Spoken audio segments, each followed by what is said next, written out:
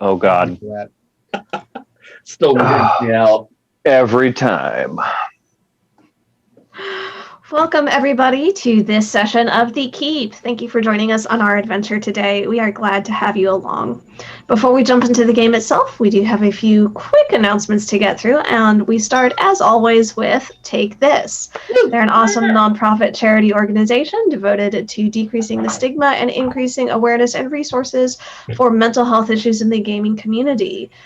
They do some awesome, much-needed work, so if you can, please check them out and donate. And if you can't donate, at least check out their social media.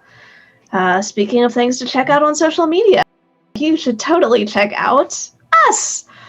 We are on TikTok, Twitter, Instagram, Facebook. You can find us all those places at The Keep RPG. Also, find us live on Twitch at twitch.tv/thekeeprpg every Wednesday at 6 p.m. Central Time. Our VODs go up on YouTube at The Keep RPG also. And speaking of other things to check out on YouTube, Garrett and Jay, we're going to go ahead and do little blurbs for the Pandaverse and Night Shift Night. Garrett, start us off. Oh, God. Okay. I mean, I say it every week. I just do stuff. I do make whatever videos I feel like making. So, prop videos and toy reviews and just different shenanigans. And I've kind of taken a break a little, kind of, sort of, off of the main project I've been working on lately for no reason other than I'm just taking a break. But before I pick this up, it's not real. It's not real. Don't jump my case. It's not real. But I have repainted a Nerf gun that's going to appear in a video I'm planning. So I will start shooting that probably this weekend. But it is a toy gun. It's not real. Look at that trigger. You see that paint that got screwed up and how it's orange in there? It's not real. It's not real. I just remember I picked up a prop not too long ago, and people were like, hey, it's not real. And that's like, yeah, I better let people know. And also, since I'm taking a break from the stuff, last game, I was like, hey, I've been working out and stuff. So now I've decided I want even more punishment. So anytime someone rolls a 1, I'm going to do 10 push-ups. And anytime someone gets a 20, I'll do 10 sit-ups. Because I apparently am a masochist. Roll good, y'all. Roll good. It's your turn, Jay! I rolled a 13. Sorry, bud. People are going to be doing secret YouTube, dice rolls. Twitter, TikTok, all the fun stuff. Play games, talk to people. It's a lot of fun. Come hang out. Do. Back to you, Lauren. Cool. Does anybody have any other announcements before we jump into this? Nope. Then we're all gonna die! That's not an announcement, Jay. Nah, no, it's just ending. I mean, it's only an announcement if I make it an announcement. We'll hold off on that just yet. Let's go ahead and jump into our game. So, as you spend time preparing and learning more about the ritual, the forces of the Brotherhood gather within the city of Dragonthrone.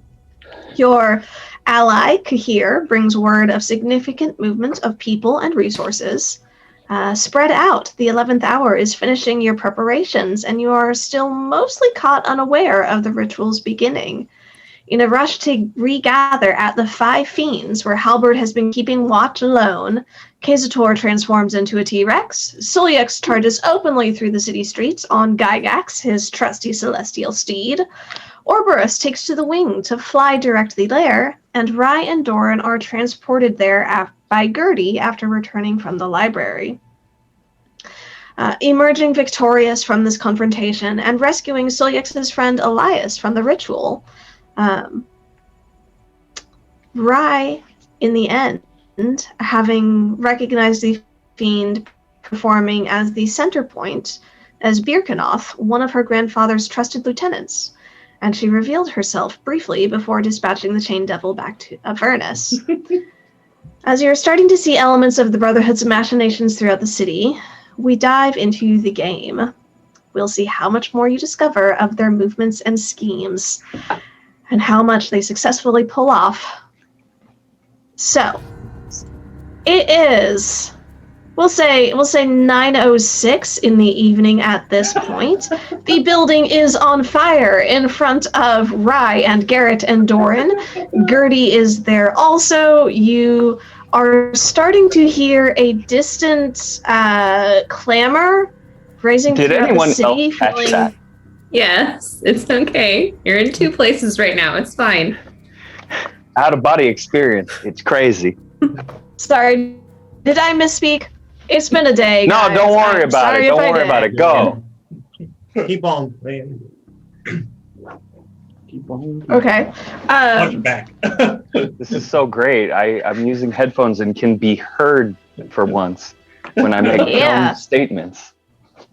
God, I'm going to be so annoying. It's good as good.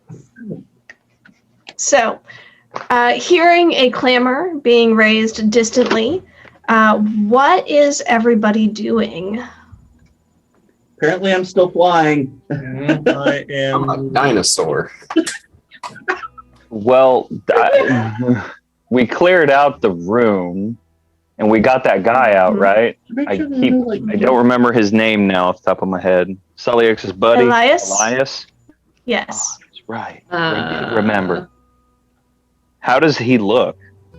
Like, He's He in the necklace is at the moment. in the charm necklace. You do not know. oh, that's right. I With all forgot. the commotion taking place, I'm going to look at Doran and point at the body that's on the ground in the street and say, "Can you throw it inside the burning building? And we need to get out of here." Yeah, I'll look at Gertie and be like, nearest sewer system, darling. What body? I don't That's remember, Lauren. The one that came out and attacked me. The one that Oh. turned into sludge? Yeah, because they were all the demons, Yeah. right? Yeah, it was a fiend. Yeah. Yeah, Oh. the cultists were still inside. Or Focus on burning. Gotcha. Yeah, the That cultists was a were vaporized by the fireball. You see elements of their skeletal remnants wreathed in flames. so there's no way we can loot the bodies, right? Question, Lauren. If we're standing right there, do I really need to do a ranged attack to do chromatic orb? Because basically I just want to light that puddle on fire so it looks like it's just part of whatever happened here. Not specifically demon goo. Yeah, sure. Okay. We don't want to I'm leave gonna do demon that. goo You for can go them ahead and to do that. see. I'm going to get close enough to everybody, cast Pass Without Trace, and move towards the alleyways and sewers to get away from the upcoming commotion, which is most likely the Brotherhood coming in force because of a disturbing Mhm. ritual. I would Yeah. think the most likely commotion would be the giant T-Rex stomping down the street. I don't know what the That. Brotherhood brought. They have mechanized crazy warriors. Like, Yeah. That's some sort of evil monster that they have summoned. yeah. The T-Rex is not close enough to be seen at this point. You're just hearing distantly the echoes of screams and like thunderous footsteps. Is there a glass of water with little ripples in it that we see? See ripples in the puddle, the goo on the ground. Showing is the the goo puddle, doing yeah. Jimmy Jam? Just jiggles. I'm looking at everyone. I've cast Pass Without Trace, and I'm moving Yeah. into the alleyway and getting Yeah. Okay. the heck out. I'm taking up the rear of that, running away. Like when everyone else goes in, I'm gonna Yeah. go last. And I guess I'll Oh, ask cover Gertie if she is... Without issue, you go ahead and Oh, I was just going to ask Gertie if she has any way of getting in contact with everybody else to not come. About that. Caw-caw, roar, caw-caw, roar. Gertie apologizes and she says, "I'm afraid that's not a particular spell I had prepared for the day. Sarai might still have some of that ability left." I doubt it. That was not Doran. That was me.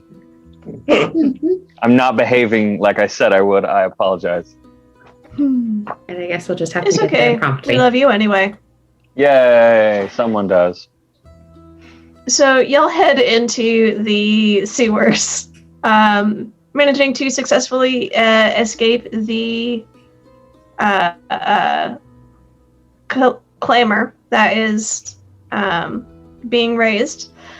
Fairly quickly, the burning building behind you is catching attention. There's a number of civilians who are coming and just sort of gawking, and then there are a couple who are trying to bring buckets to throw on it to try and protect it, put out what little they can. But at this point, it's kind of a lost cause. So they're just going to have to worry about the surrounding buildings and hope it doesn't spread. Yeah, that would be so bad. Man. So, y'all make your way Insurance scheme. into these sewers. We'll say 3 or 4 minutes after you leave the scene, Orberus arrives in hawk form and sees this burning wreckage of a building that he had been summoned to. I'm just gonna keep flying around in a circle until I see people I recognize. Also keeping an eye out for Brotherhood peoples and that type of thing. Mm-hmm. So you're seeing the very beginnings of the response of sort of like a bucket brigade trying to form. The heat from the fire is creating this updraft that is very helpful in keeping you aloft. We'll say 5 or 6 minutes after you arrive, distantly, you see this large... It almost looks like a mutant or deformed dragon. But it is so wrong. Like the wings are gone. There's the back legs are much larger. It's walking more upright than you expected. The forelegs are significantly shorter and retracted. The head is larger and malformed, although it does have a fairly impressive set of chompers. It is not a beast that you have ever seen before or recognized. Does it? And it have it is slowly making its way in this direction. Arms? Yes. Not Big sure head, how well this little plan was arms. thought out, Jordan. Wait, we thought that out. And shortly after it, coming up on its heels, is the familiar form of Solyax riding this slightly incandescent celestial warhorse. Magical. We're idiots. I resent that. So when I'm getting there, there's I see the T-Rex moving as I'm pulling in. Mm-hmm. Yeah, it's the weirdest. Like the only other reptilian scaled creature that you have seen on this scale would be in your experience, in your teaching and studying, it would be something like a dragon, except the proportions are all wrong and it is just weird looking. Well, Someone was making a dragon and ran out of Play-Doh. I don't know what it is, but it seems like some weird lizard thing, so I'm gonna charge it. My question as I come up on this scene in a T-Rex form is, are there people like surrounding the building or can I get to the building? At this point, there's a pretty good crowd around it. Like they're staying some distance away. The building is entirely engulfed in flames. It is a As they hear It's a goner. / see me running up, do they scatter? They do. They flee your presence. You are a In which terrifying case- force charging through the city. In which case, as I see one of the 6 locations that is on fire, I just run into it head first.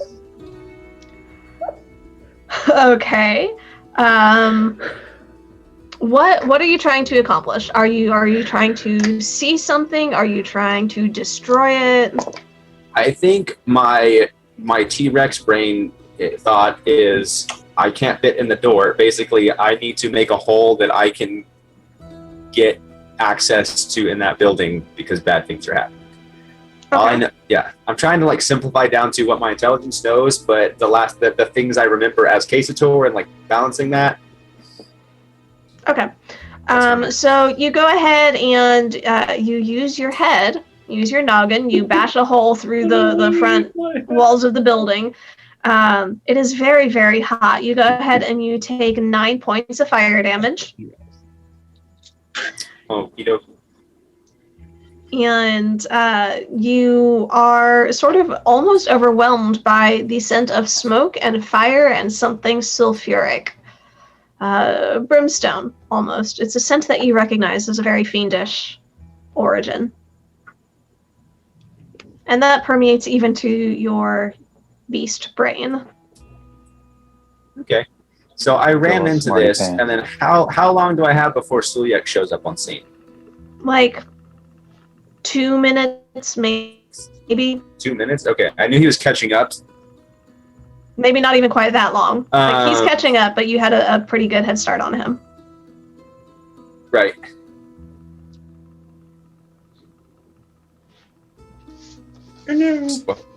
After breaking in and smelling that, pulling out, I look around and not seeing anyone that I recognize. I don't know where you go to hide as a T-Rex exactly. So I just have an image of like a house and a T-Rex. are people just his head stuck in and then pulling out, looking around and just being like, and there's nobody I recognize. I feel like the people around, are there people like standing off the sides, like watching, like staring, or are they like all running? From what you can see, make a perception check, actually. Okay, why not? As a T-Rex, that would be plus 4, 16.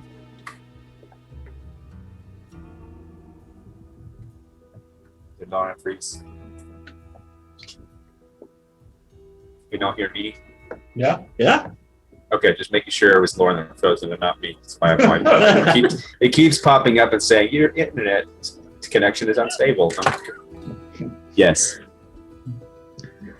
Did that? No. I even added a T-Rex sound effect for you, Jordan. Oh, nice. Oh, There she is. There she is. Am I back? Hello. In case of roar. You're back. You're back. Okay. Case awesome. of roar. So, case of That's roar. so- That's awesome. Anytime you Uh-huh. wild shape or whatever, B shape. The perception check as the T-Rex was 16. 16? Okay. Yes. So yeah, from what you can see, pretty much everybody is running and scattering. You don't have any particular gawkers who are looking like this massive creature, this building on fire, thinking it's a good idea for me to stay here. From what you can see, they're scattering. Okay. Because giant lizard and fire. Can I? Is there any way for the T-Rex to fit through this hole to get? That's a bad idea. I guess I'm just gonna run. It's hard to know T-Rex brain. I'm just gonna go to the back of the house and drop form, Okay. and then immediately cast Disguise Self. Okay. Take off screaming in that random direction. Go ahead and make a performance check. My goodness, this is the silliness. This is deep. Which dice? Not a great roll. Good thing I'm a good performer. have advantage on that for disguise? There's no performance.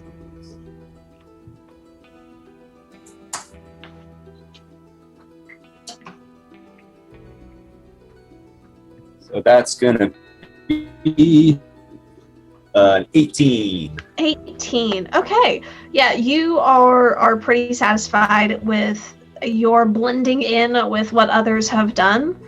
Roll a d4 for me. D8.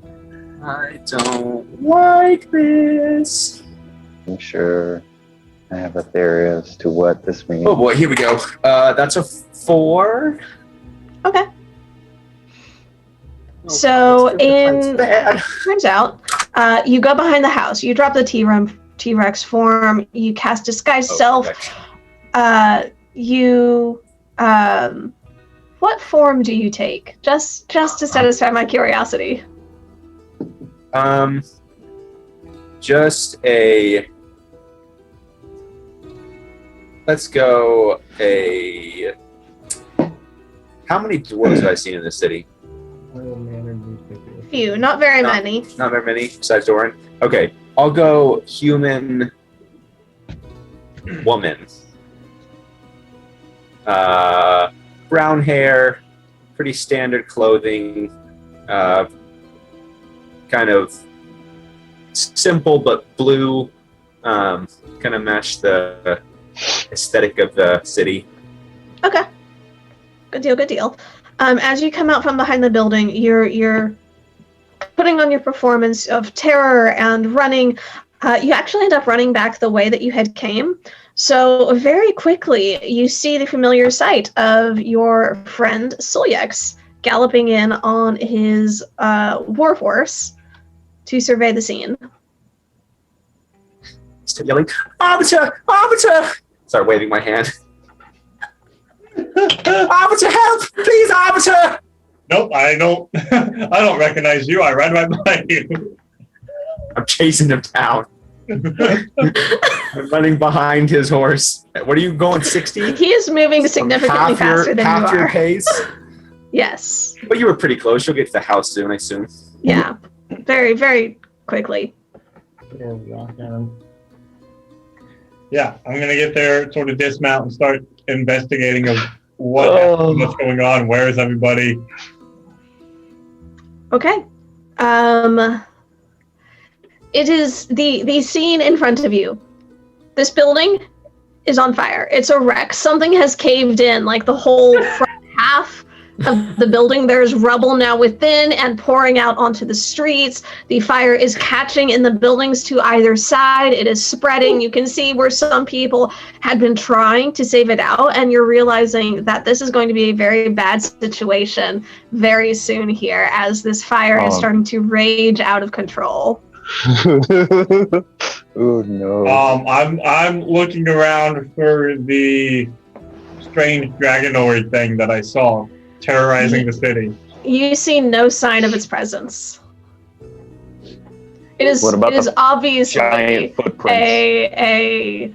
an aberration, like abomination summoned by the Brotherhood for this dark ritual. It had to be going somewhere. So knowing the map and the stars, I'm gonna head to the next place where I think the next tavern where this might be going on, that's close by, thinking that that's where the thing's gonna go. Okay. Oh no. Do I Clockwise catch or up to counterclockwise? Whichever one is closest. They're equidistant. Let me. Do I catch? But if we're at the port, it's going to be like you can't cross the river to get. So probably the one. This is true. You'd counterclockwise. have to go around the bay to get to the clockwise version. So probably distance-wise, you'd I'm probably probably- head up The Do I bastion get ward. to him? to the Bastard while Ward he's at Wing and looking Claw. around? Yeah. So what? Do I catch up to him? You'd while catch he's up to him looking while around he's and looking searching? around and taking in the scene. So before he can get on his horse and ride off, I'm just gonna run like beeline to him. Like, Arbiter, Arbiter! Oh, it was terrible. The wingless beast that was loose. He came through, crashed it. It's me. Please take me to safety. Let me ride with you. Papa, save me! To fall on him. Oh no! What has happened here? I pick him up, throw him on my shoulder, get on Gygax, and just take off. Isador, this is one of the most uncomfortable positions you've been in. His armored shoulder is, with every step the Gygax is taking, is just jamming into your gut. And I'm not Trying to lessening this. balance. I'm like, slightly pulling in on. Oh, hey. Oh yeah, have to stabilize it. Do the Yeah, best. exactly. You gotta make sure it's solid. Right now, they're all in my headphones. Yeah, so Got food. Orberus, you're watching Thank all you of very this much. from overhead. Got food delivered. Yum. Yeah. I feel like Orbrus Is would that like from your find a place to perch. and- No, actually. My sister is visiting for the week. Aw. Yeah. Hello, Garrett's and, sister. I'll tell her hi later. I feel like Orbrus would find a place to perch and watch all this happen and just be like, what? And seeing Solix ride off with this random human woman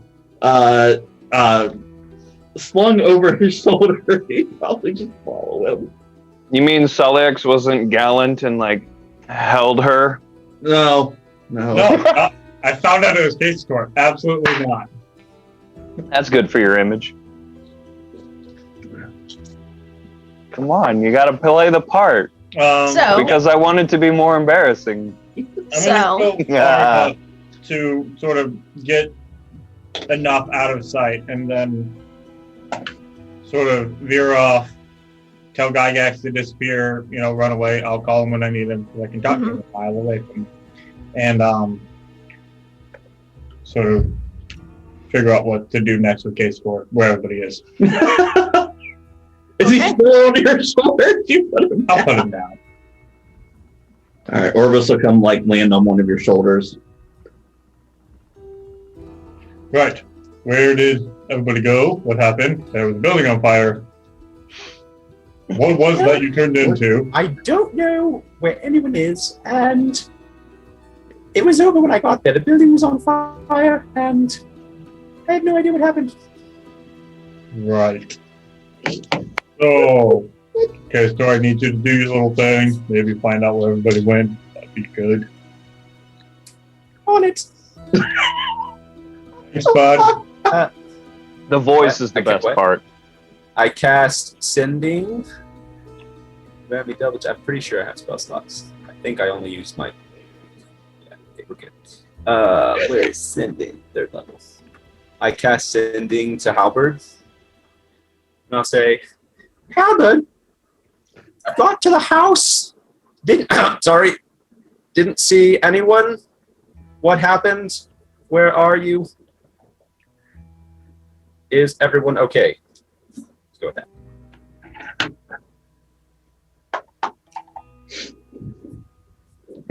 Commitment to staying in character is amazing. We stopped a ritual and saved Elias. We are down in the sewers now. How many do I have left? 11? Yeah, 25 total. Yep. 11.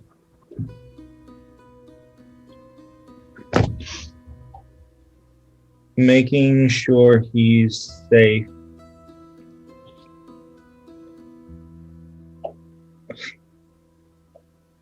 Which is your real voice?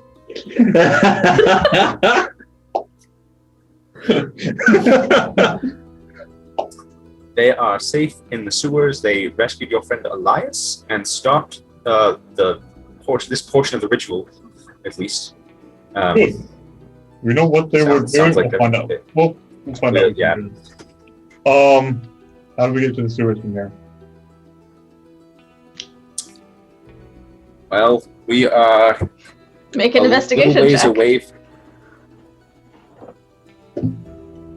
I will help investigate. How about I help you investigate? I don't think you want to, sure. Who's taking the lead on it? I feel like it's about the same. I'll help you. Okay, I'll take the lead. I'm obviously better than Yes, Lord. Swix.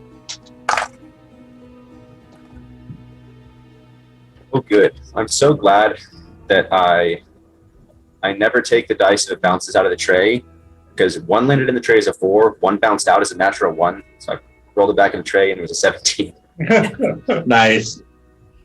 So investigation, it's at 19.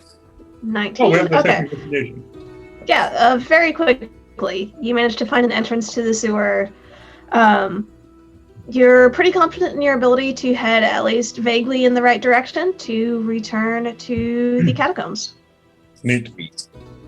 Y'all have been traveling almost through the sewers, or through the sewers almost more than you have topside. So, Oh yeah, Orverse would have changed back and Okay. gone with you. see, I thought you were just a bird perching on their shoulder and, letting them carry you around. It was until we got into the tunnel and he bumps into the walls too much. I do not. Ah, Well, that tracks. And he doesn't have padded shoulders. He did, so I didn't want the claws to Okay. dig in. Eventually, Other friends. the sewer tunnels heading in the direction, like is everybody heading towards the catacombs? Probably. Yeah. Yeah. I'm just trying to Okay. meet up. Whatever meet up looks like. Okay. Yeah. Robert told me catacombs, so that's where we're headed. As y'all are heading We find our towards way the to Milo. catacombs, the sewer tunnels do eventually converge. You are heading in roughly the same direction, so you do meet up to each other a short distance away from the entrance where the sewers transform and shift from the more regulated, sewer structures into the rougher, rockier back ends of the catacombs. So you do reunite. Cool. Good job stopping that. Does anybody know what exactly it was? I'll describe the scene that I remember of the things carved in the ground. Correct. And then the two guys holding Elias and what was he? The There was a chain devil. chain devil. Yeah, I kept thinking Dawn Devil. It's not that chain devil. What devil was it? I know the one that I didn't like. Described the bastard that hit me with his sword and claws. And I will clarify that the chain devil is Birkanoth, and he's one of Bilal's lieutenants. Well, That's this is converging. Perfect. Comforting. so. Well, he's not How- a lieutenant anymore. How did the house get set on fire? Stuff happened. All right. Yep. That That- tracks. Some people were Yeah. inside trying to kill my friends, and they needed to die. No, I'm not arguing. That's a true statement. So, how is Elias? Did we get there in time to get him out and look at him, or are we arriving at the same time? Lauren. When you got him, he was unconscious. So unless you've taken him out of the charm, he's still in there, and you haven't.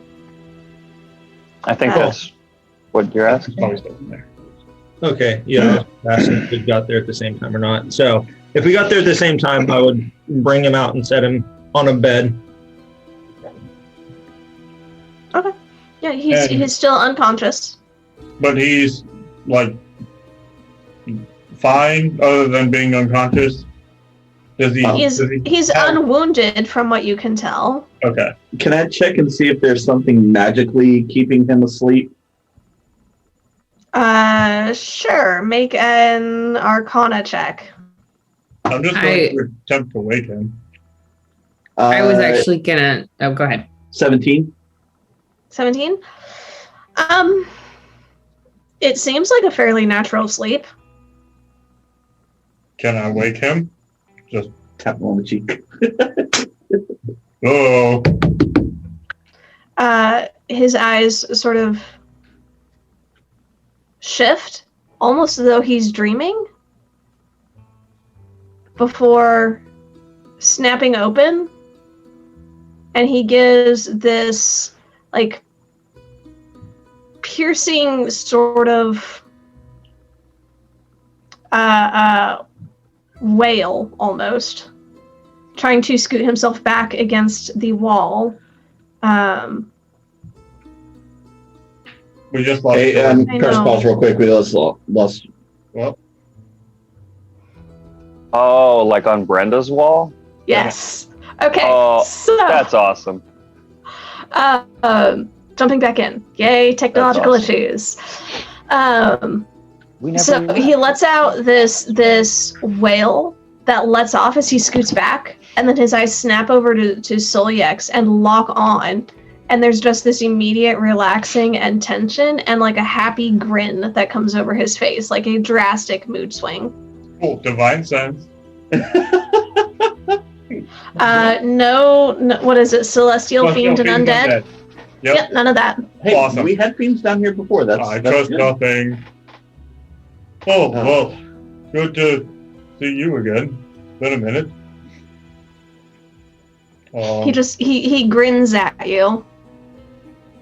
How you doing? No speech. There's a moment of almost confusion and frustration that passes over his face, Now that but I it see passes him, quickly. do I recognize this?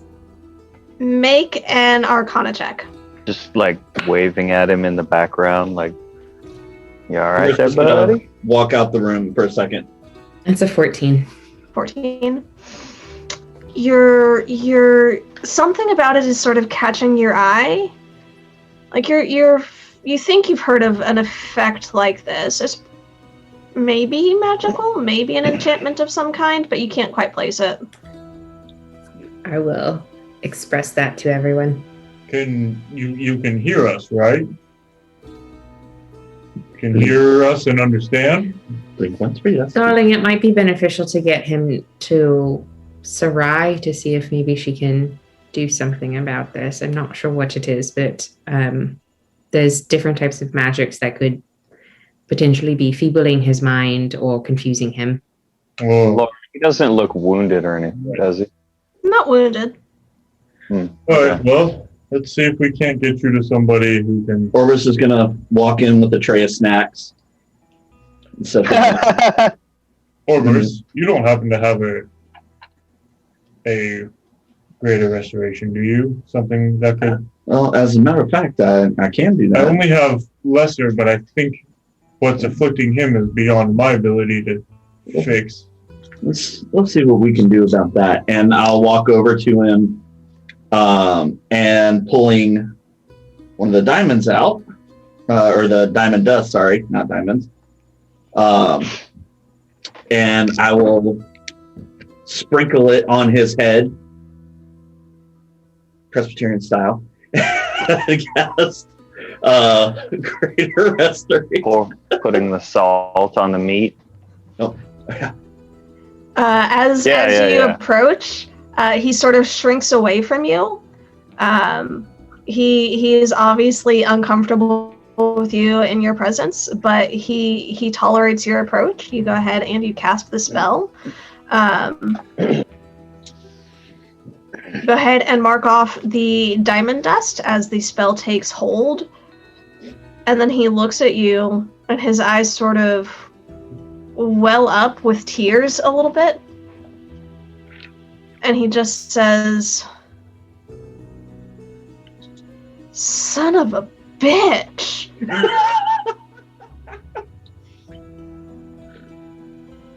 Soliex, what is going on? Oh, that's a long. Hi, good to see you. What's going on? That's going to take a minute to dissect. First off, how are you doing? I'm gonna have to get back to you on that. I'm not sure. Well, as for what is going on, what the last thing you remember? Where were you at? I was I was posted out. I'd received my assignment. I was working a little town northeast of Cedar Grove. Right. I don't remember. I went to bed one night, and then everything is really muddled. All right, so I'm going to give you the reader's indigestion version of this thing. Essentially, what's happening is, welcome back. You're in Dragonthrone. Happy to be home. It's not a good place to be right now. So we've been tracking at least 3 of Tiamat's descendants. We've got the red one, the black one, and possibly the white one running around. Tiamat may not actually be in the hell. She could be here. We're trying to figure that out. There's some sort of ceremony, ritual thing that's going on. It's probably going to go on during the Feast of Strength, which, by the way, is in like a week. You were supposed to be a part of some sort of ritual. We managed to pull you out of it, and then sort of brought you here. Orbrus is just going to, in this pause silence, Orbrus is just going to hand him a cup and a little plate of snacks. You may need this. This is Orbrus. He makes really good tea. That one's Halbert. He's the one who pulled you out and possibly murdered everybody who was capturing you.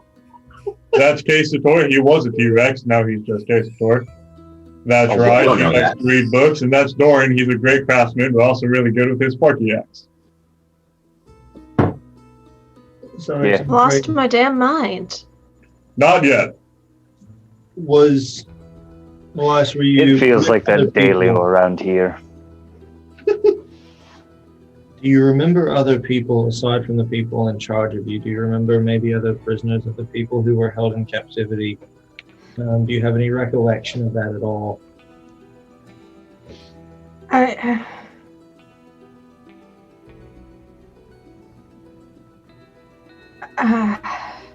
I'm sorry. Everything is just a blur. There were some people, I think people. Sometimes I was just scared, sometimes I was lonely, sometimes I hurt, sometimes I was hungry. I don't the specifics, I'm sorry. No, you don't need to be sorry. Elias, what day was it when you went to sleep? A week or two after the spring solstice. And Lauren, how long ago was that? It is well into summer at this point. So he's been out for months? Mm-hmm. All right, so you obviously have a little bit of time gap here. Why don't we get you some rest? We'll get you taken care of. We have some things that we need to figure out, but you've had an adventure. Sarai is here. She can do better, cleric things. That's not me. You know that. Bedside manner, never really had it. So, but you look like you need some sleep. You take care of yourself, my man. I will check up on you later, but rest up, and then we can talk later if you remember anything else. Or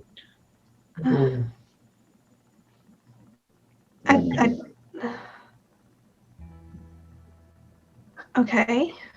you are. Did one of you drop this? And you see him sort of ruffling with something at his collar just inside of his shirt, and he pulls out this gem, this perfect diamond, except there's something about it that catches your eye. It looks like a vein of red that is run through it, sort of swirled crimson, as though a drop of blood has been mixed in and swirled within. Can I take it and go with the arcane people and minor person, magic person, we look at the thing, see if we know anything? Yeah, so 2 of y'all can go ahead and inspect, or 1 of y'all can do it with advantage. Out of curiosity, is it about the same size as the onyx I found? Bigger, smaller? Like thumb-sized. Oval cut, very pretty. High quality for sure.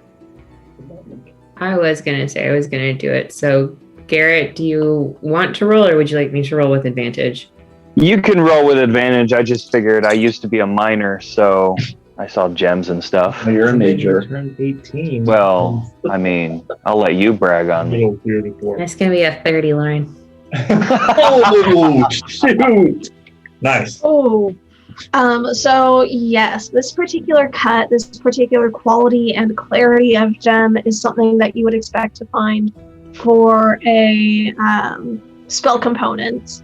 Very likely a powerful spell. It is obviously very valuable. The Crimson Swirled Within is not natural. There's probably some element of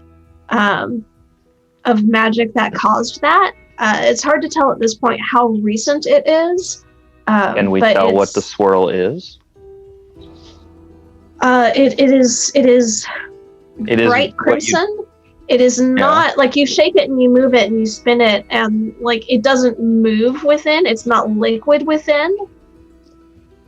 But it is exactly like a present on Christmas morning trying to figure out what it is. But it's obviously some sort of It was described as looking like blood. a very, very similar color, yes. Mm-hmm. Very reminiscent. Okay. So, kind of two connected questions. Based on seeing this and what I saw from the ritual, would I have an idea of what the purpose of it is, the actual ritual that they're doing, and what the specific purpose of this gemstone is? With a 30 Arcana, as you're investigating this, you would guess that the gem is supposed to be some sort of focusing agent, perhaps, for a source of power, almost like a battery, where it would absorb the energy of something outside of it and then magnify it, perhaps, or focus it, make it more streamlined, and more portable, for sure. You would guess that if the ritual had been entirely successful, the red color would probably be entirely spread throughout or overcoming the crystalline clarity of the diamond. But there was some partial success, perhaps, in the ritual that took place. And it got interrupted. And do I figure out what specifically the purpose of the ritual is? You would guess that this particular ritual is designed to charge or to create this sort of to utilize the gem to in whatever energy they were drawing from, in whatever source or sacrifice or sacrificial element that they were pulling from, to harness that energy and store it or prepare it for another as a component for a secondary, larger scale spell. I'm gonna pull out the onyx and kind of lay it next to the diamond and just kind of compare the two. Or do they look like they're both spell components, or? I mean, they're both beautiful gems. You don't see the red mixed in with the onyx. You don't see anything marring its surface, but it is a beautiful cut, polished gemstone. That one he stole from the Brotherhood. Yeah, are you pulling out the paper it was wrapped into, or? Yeah, I'm laying out everything that I got from there while we're in the mood to observe and investigate things, and just go over what I found with everybody. Okay, who reads Draconic? The dragon? The elf who hates dragons? Nuh-uh. And the bard. Okay, so the three of y'all recognize the Draconic script on these papers. You see the one that was wrapped around the onyx in particular, sort of enveloping it. It references something called a keystone, and assigning guardianship of this second keystone to an individual. You see elements of today's date with a note about a trial tonight, and to bring the sacrifice to the first location. On one of the other papers, you see a list of numbers and dates, sort of sequentially running 2, 3, 4, 5, with a couple of days in advance, and you're making these connections. These are the 4 days leading up to the festival. And then you do find a note ceding authority to young Rylock in the event that Crenshaw is unavailable.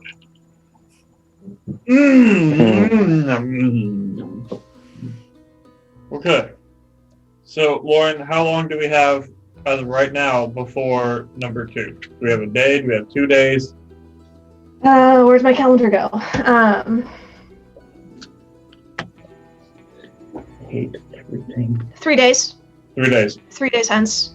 Okay, so we have 3 days before the next ceremony. Are there identifiers as to which location it's going to be at on these notes, or no? They're just numbered. There's not any names given, no coordinates or anything. Do the numbers match the districts they're in?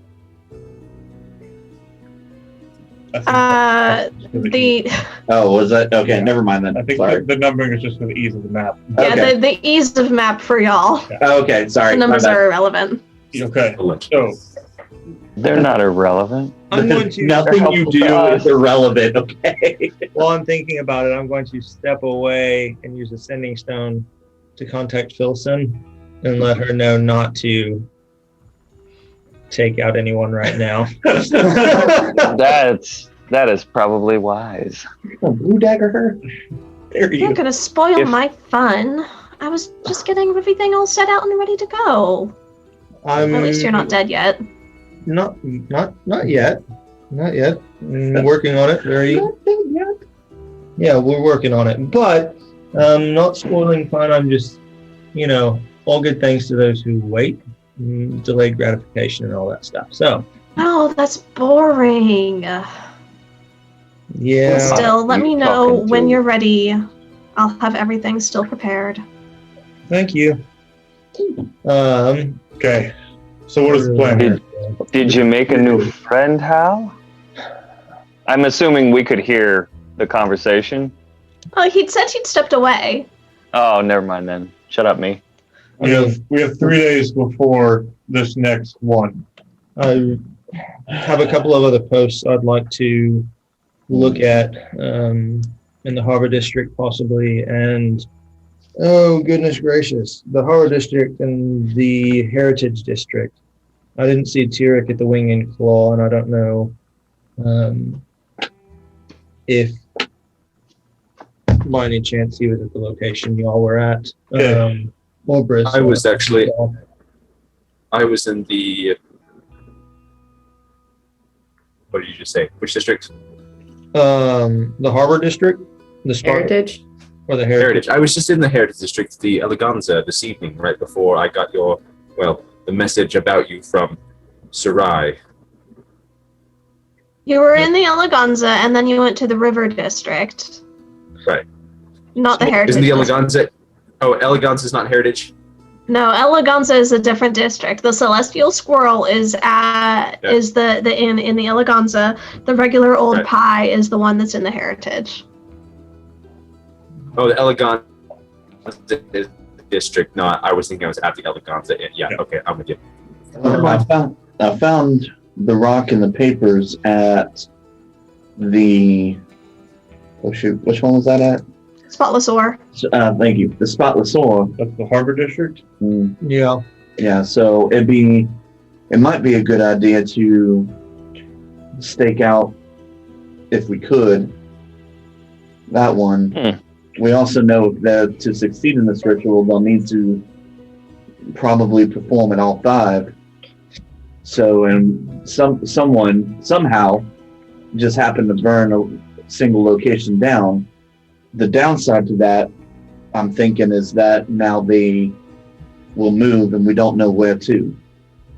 I mean, fire is a nasty thing, and they burned way too much incense in that regard. So It's true, but there could, now that part of the shallows is ablaze right now, that could set them off. These component stones, keystones, whatever, if they're important to their ritual, would it be worth trying to destroy them? We can investigate the destruction of them. I do think that is worthwhile, but I think finding the rest and the Abishai that we fought were white. And I can't help but think it is not a coincidence that the item on Elias is a diamond, which makes me wonder if this onyx is for the black dragon. We fought Black Abishai earlier. Those are the dragon demon guys that we've been fighting? Okay. Dragon devils, dragon fiends. We Yeah. fought with the Bone Devil. There were Black Abishai accompanying him. And with the news of the red dragon in town, I would not be surprised to find a sapphire, ruby, and an emerald down the road. So, Which is all great information, but I guess the question is, what do we do now? Yes, what do we do? well, I still think that they have prisoners, and apparently the prisoners are actually integral to the ritual. And if nothing else, I would not like to see them die at the hands of these fiends. I have every intention of trying to find Tyrek. I think that might be another step in the next direction. And we do have at least one more location to try to find and track down. Right now, that's what I know to do. Excellent work over us collecting this. But I'm out of my depth with rituals and magic and things like that, but I do know people, and I know places, and I know shadows. And so removing a place, removing a person, y'all who are magical or magically inclined, would that affect a ritual the same way a stone would, or do we need to concentrate our efforts just trying to find these items? I would suggest a twofold approach. Perhaps if you want to continue looking for individuals, study X looking inside Dragonheart. Orberus, maybe you can seek out other gemstones in other locations. So we're not just approaching it from one set of disruptions, but from two. There might also be another way. I have the ability to scry on targets that I know of or have heard of. This might be a good time to see if we can locate anyone we need to locate. Or if you visit all of the locations, you can then potentially keep an eye on some of the locations that we think will be of the next threat. I believe with my knowledge of the arcane versus the divine, that one has to have an individual to look at, not a location. Is that? No, I can actually look at both an individual or a location. Or location. But I have to have seen the location before.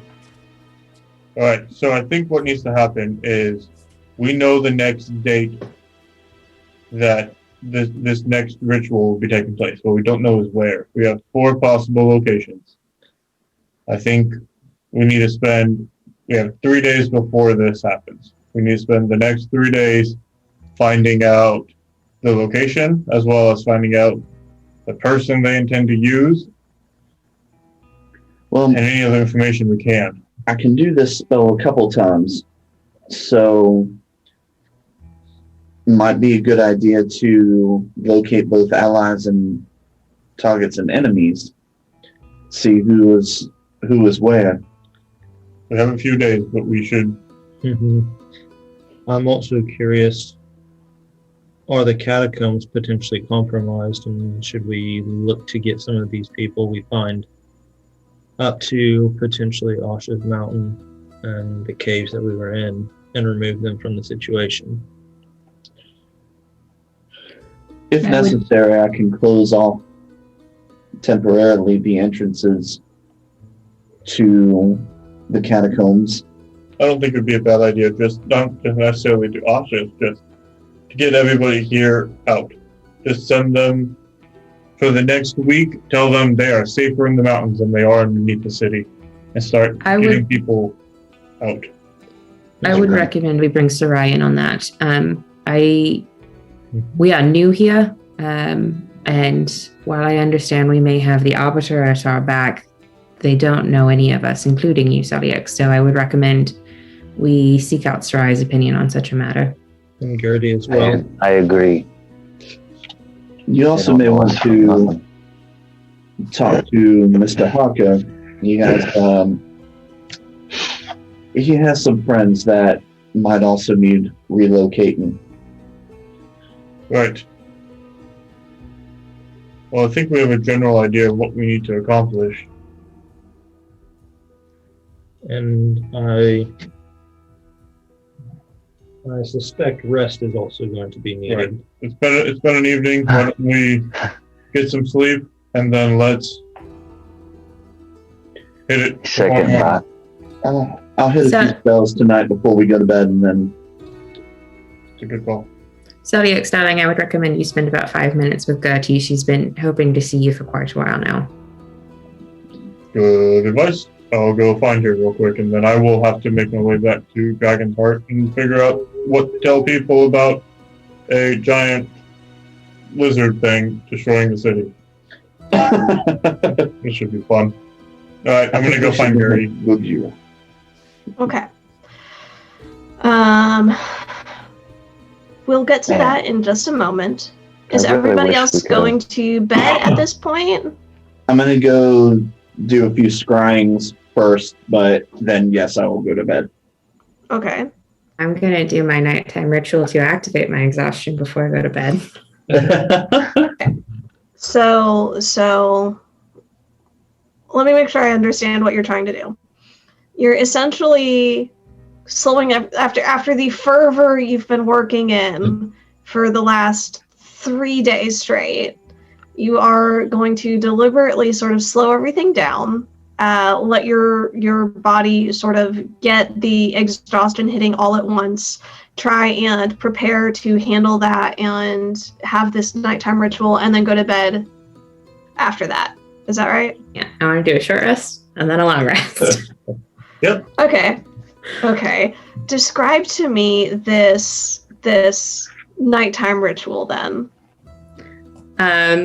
So it's going to start out pretty straightforward. Like getting changed for bed, brushing your teeth, washing your face, that sort of thing.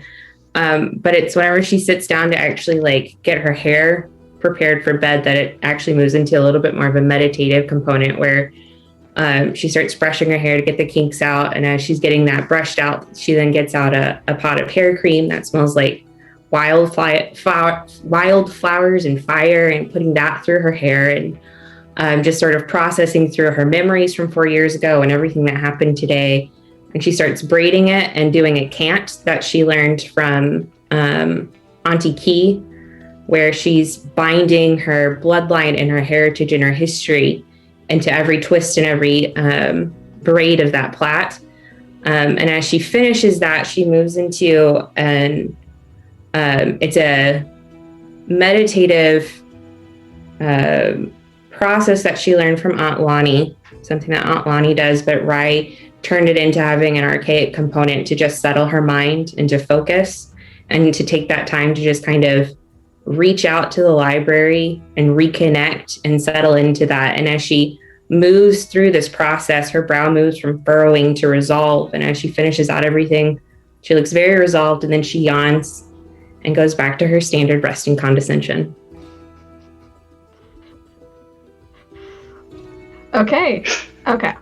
So you have 3 levels of exhaustion at this point. So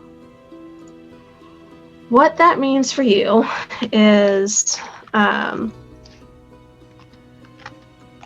where'd my notes go? Internet, don't be so slow. Okay. So you have disadvantage on ability checks. Your speed is halved, and you have disadvantage on attack rolls and saving throws. Okay? Okay. So as you prepare to take a long rest, in the morning you'll be down to 2. Yes. Okay, cool. Thank you. Halberd, is there anything you wanted to do before the long rest? Yeah. Do you just want to, before we jump into that, Rye's going to give Halberd the spyglass with clairvoyance on it before she goes to bed. The fruits of your labor. It's a spyglass. It's not a monocle. It's a spyglass. And the Commandant think this, except just with a spyglass instead. And aside from looking at things very far away, which is really, really cool, what does this do? It's enchanted with a charge of clairvoyance that regenerates every morning. So essentially, you create an invisible sensor within range in a location familiar to you. And the range is within a mile. So somewhere you can see within a mile, or somewhere you've been within a mile of you. Or in an obvious location that's unfamiliar to you, such as somewhere behind a door or around a corner. And then the sensor will remain in place for the duration. It can't be attacked or otherwise interacted with. And when you cast the spell, you choose either seeing or hearing. And you can use that sense through the sensor as if you were there. So you can, Magic. essentially, yeah.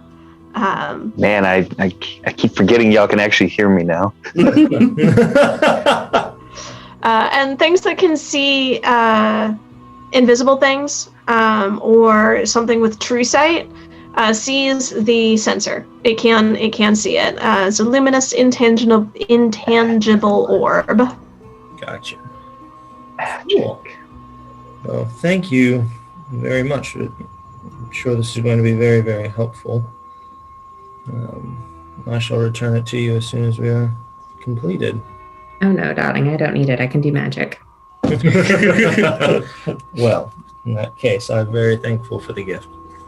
But might I suggest you get some rest? You do look very... Careful.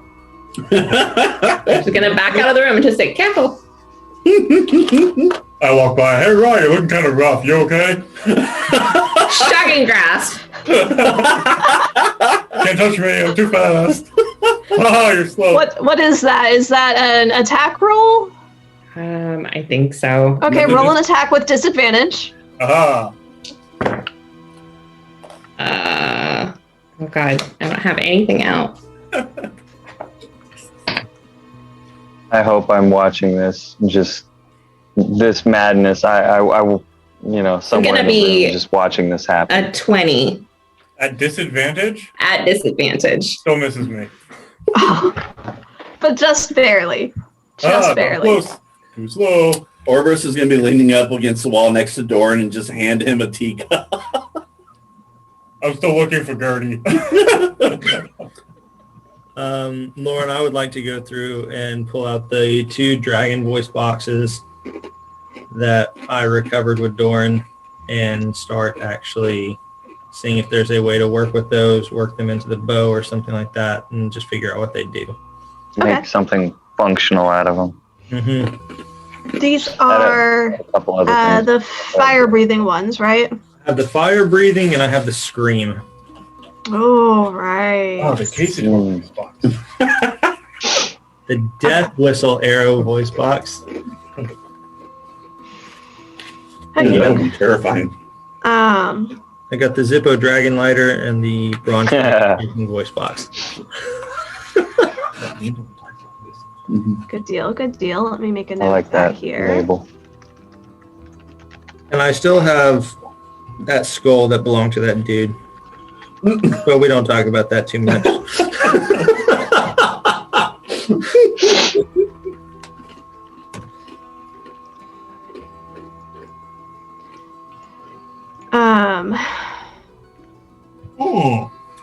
And then Kazator, was there anything before bed that you were doing? Yes. Not what it was. I was gonna do something. Oh, I wanted to identify at least the diamond with the red on it, and see if that would give us any more information about what the process that occurred to it. Okay. So you go ahead and you cast Identify.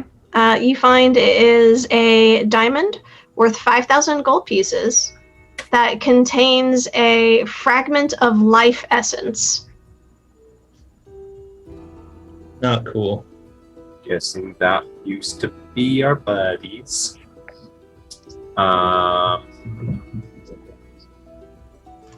Great. I'm gonna identify the onyx just to make sure that it doesn't have life essence in it. I'm assuming that got sucked in by the beginning of the ritual, but I want to verify by identifying the onyx.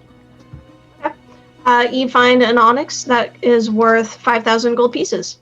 Oh! Yeah, they're each worth five grand. Baller. You're gonna be rolling in that money. That could have gotten like an epic prank tattoo for Solex. I would have murdered you. I believe him too.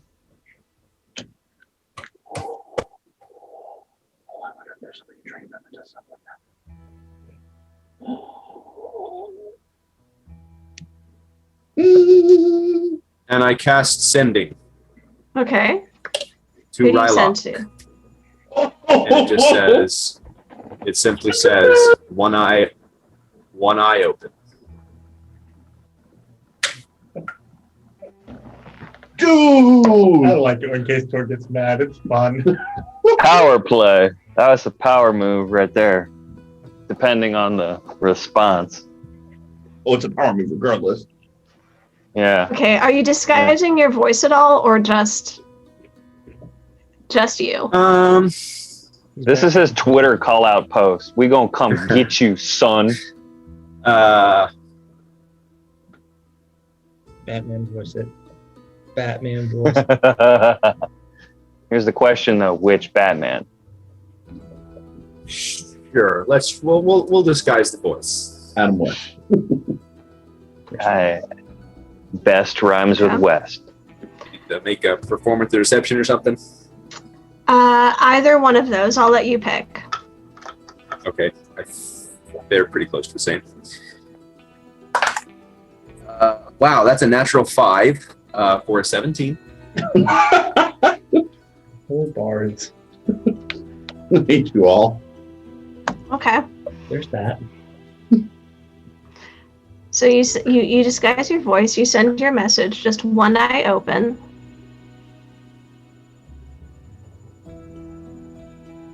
There's a pause that fills the air.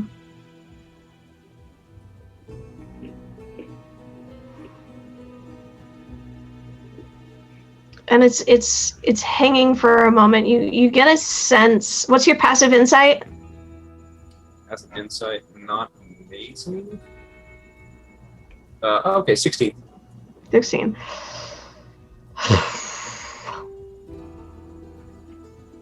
You hear an intake of breath.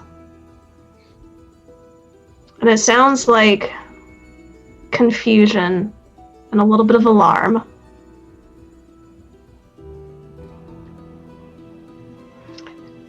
And then you hear his voice, and he just says,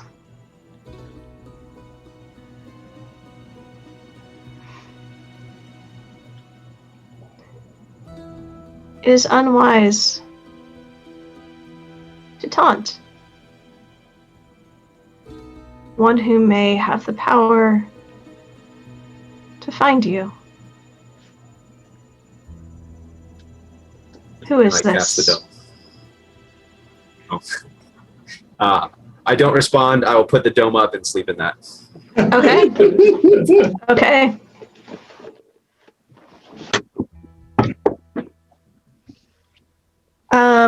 And then Doran, are you helping Halberd tonight?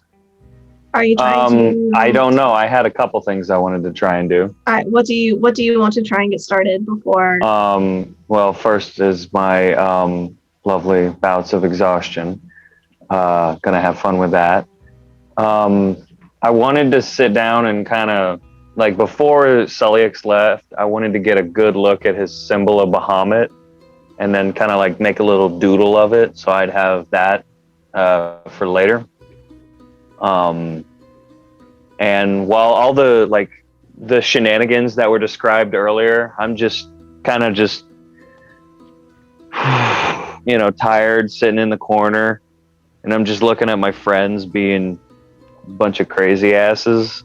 And out of my bag, I pull that chunk of that wood out, and I'm just kind of like turning it over and looking at them and looking at it and looking at them and kind of planning how I'm gonna make a carving of all my friends. And then I put that away. And then I wanted to get Orberus and ask him how to spell his name so I could etch it into the inside of the chest plate.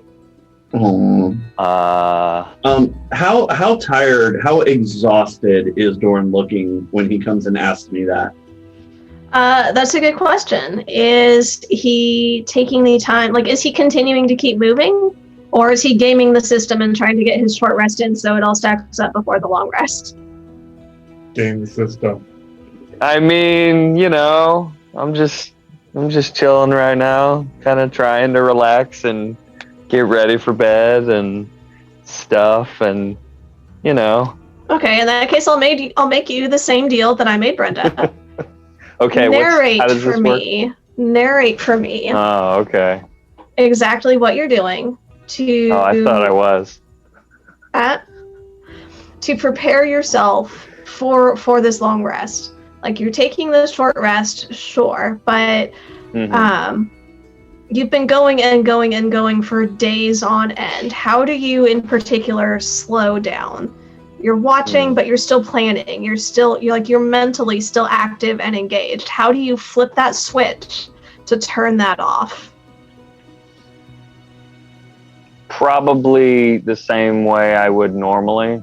I'm taking off my gear. I'm getting the major plates off so I can sleep more comfortably, so like pauldrons, the chest plate, the bucket, all that stuff. And I get out my WD-40 and a rag, and I'm just like cleaning everything. And I'm just looking at my own face in the reflection, and I flip it around, and I'm on the inside, and like there's all the names. And so like as I'm going, I've already talked to him and got the spelling for his name, and I'm just like going over each name and just like thinking about that person and what they mean to me, and and thinking about Lita and Dad and Auntie and my cousins and all these dum-dums I'm working with that are so lovable. And the shenanigans with Lizard Boy and Tiefling Girl just being crazy earlier, and just smiling to myself because I'm lucky enough to have these people, and then I not stack it, but I have everything assembled ready to go for when I need it.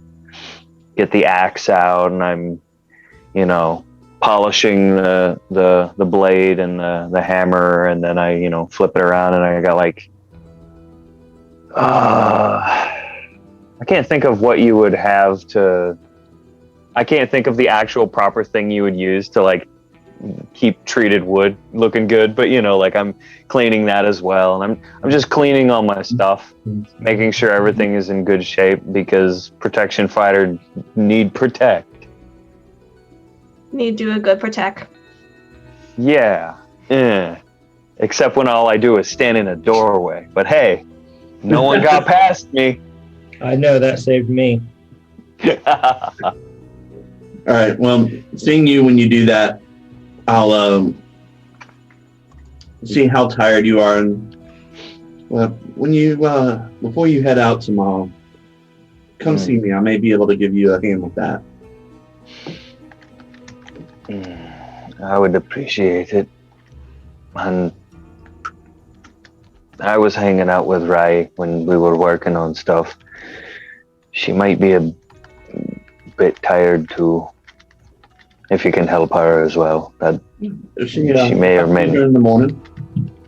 That's good. I want to make sure everyone's Tell her I can. ready to go. So, thank you. And then if Halbard, if he did come by and was like, "Hey, stuff," then I would look it over with him and probably crash after that. If he's that tired looking, I'm gonna be like, "Oh, hey, glad you're ready for bed. Looks like you've had a long day. Talk with you later on." Check out my new Nikes, though. Not mine. What are those? They're my Air Jordans, my Sprint Jordans, my High Magister Jordans. Air Dorans. Hey, Air Jordans. There you go. Yes. Lightning Dorans. He's got to reach down to the little basketball on the tongue and pump it up. Yeah. Some of you kids are too young to know what that means. I know. That's sad. They need to go watch Space Jam. 30s. Right? The old, like the original Space Jam. Yep. Real Space Jam. Right. Come on and slam.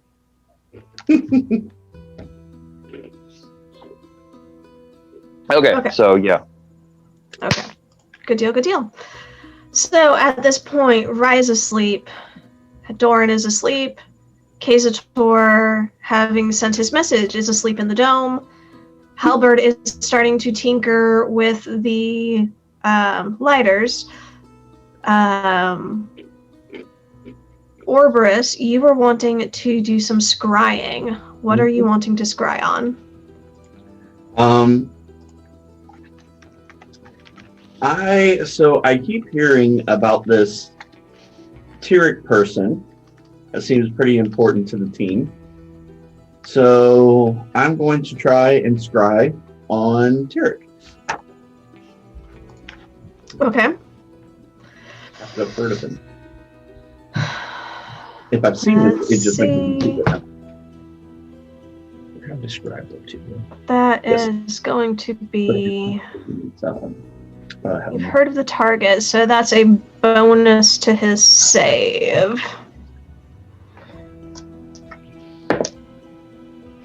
What's your DC? 17.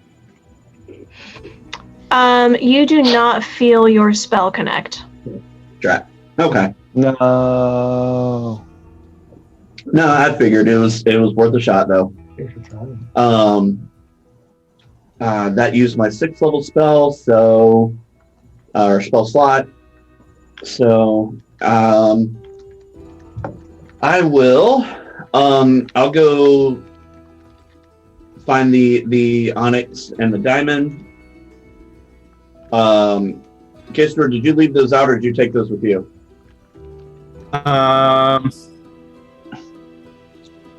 Yeah. I probably have this in the dome. Okay.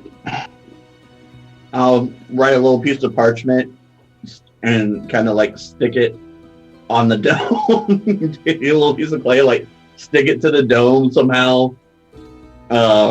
Just as find me before you leave, Orberus. And then, yeah, I'll go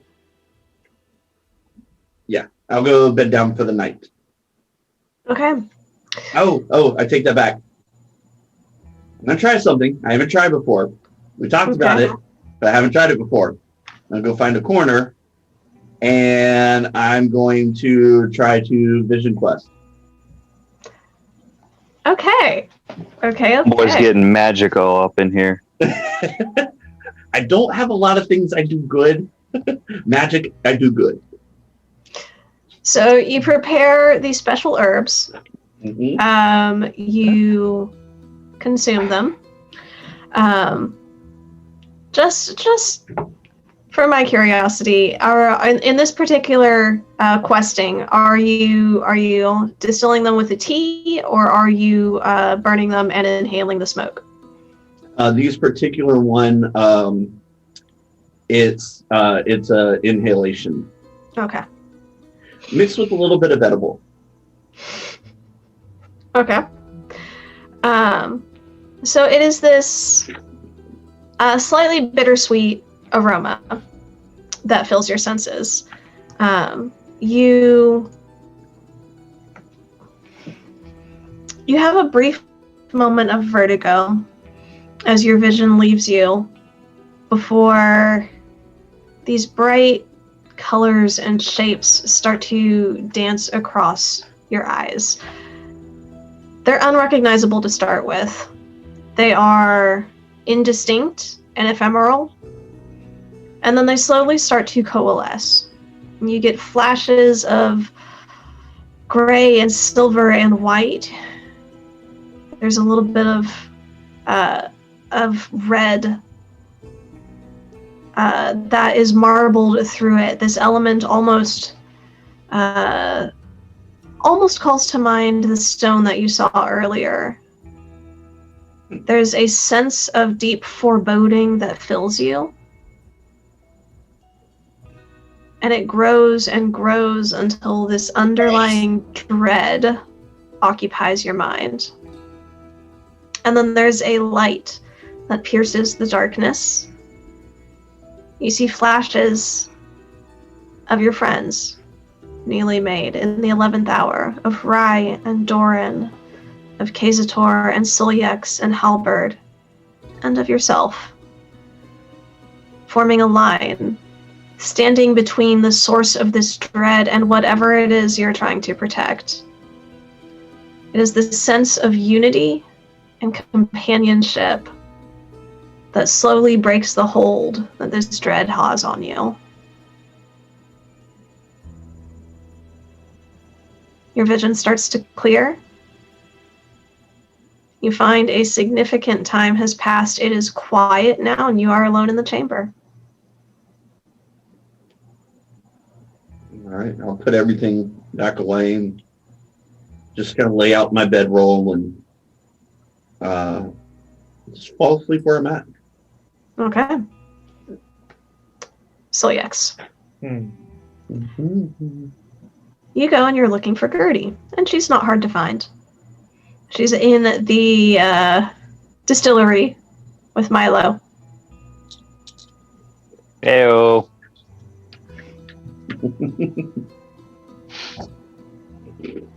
Getting crunk. Yeah,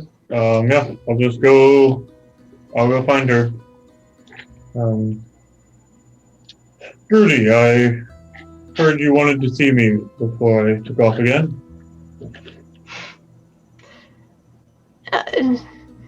Briefly, I suppose. I had hoped under better circumstances, but it is good to see you, Silyex. You've grown so nicely into such a handsome young man. Continuing to grow every day in wisdom and maturity. Kiss those good eggs.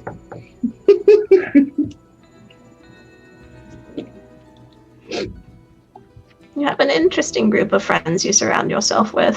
Very, very interesting. That's a word.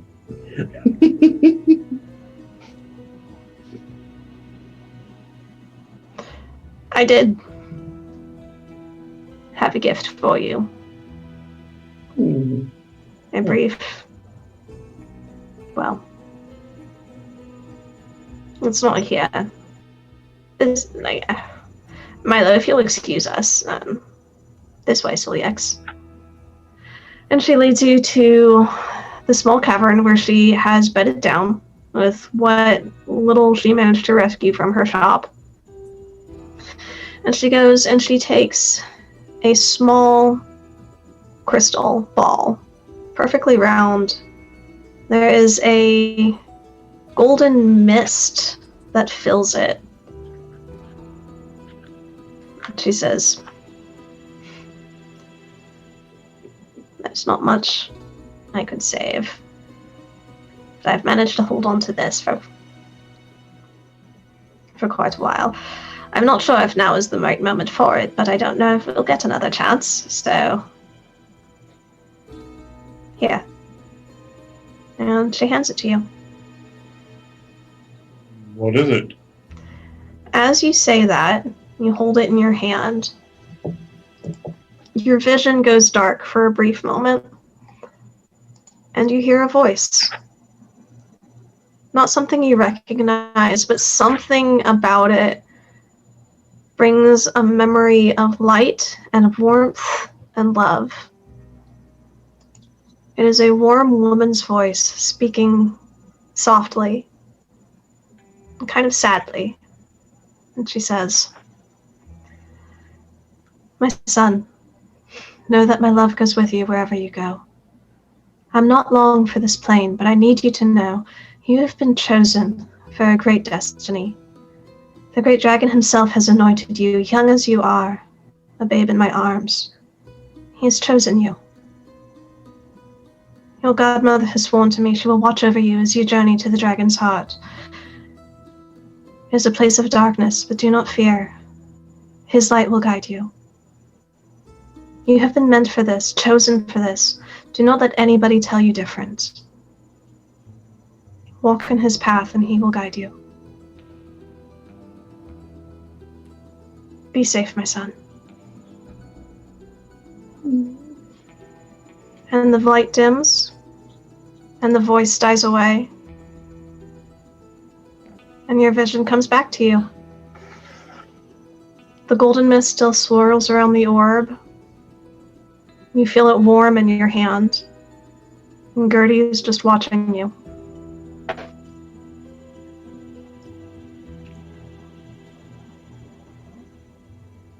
Is that who I think that was, Gertie? Your mother left the memory with me when you were still very young. When Desmond came to take you away. And she could not argue it.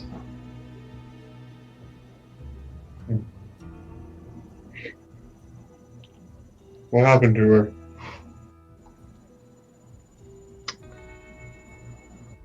She was never very strong, poor thing.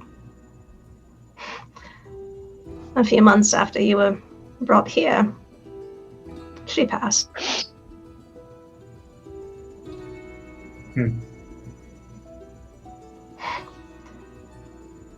A kinder woman I've never known.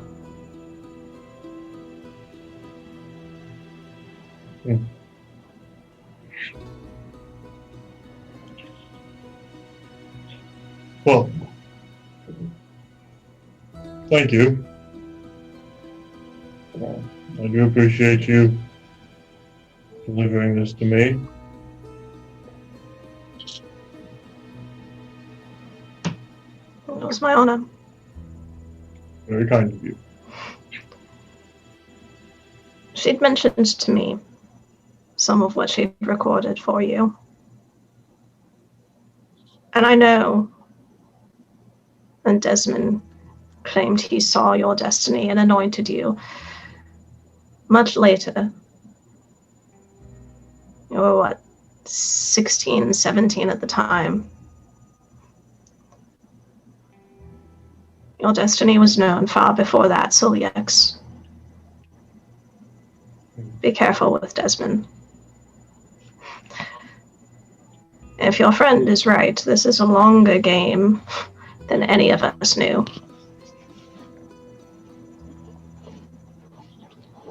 Certainly. Well,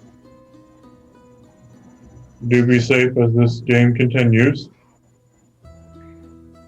Not sure who's going to be on the other side of it, but I do hope you are. Thank you. I should be getting back to Dragon's Heart. I'm sure I'll have questions to answer in the morning. Be safe, Celiax. Watch yourself. You too. And she nods, and sort of awkwardly pats your arm. And you head on out and return to Dragon's Heart. It is very late by the time you get back. But at this point, I do believe everybody has fallen asleep. So we are going to take a very quick break, and we will be right back. Okay. Cool.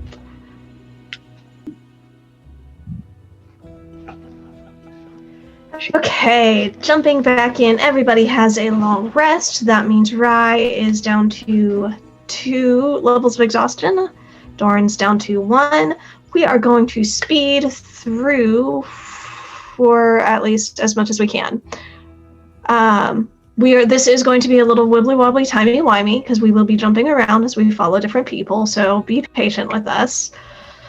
I'm going to start with Halberd.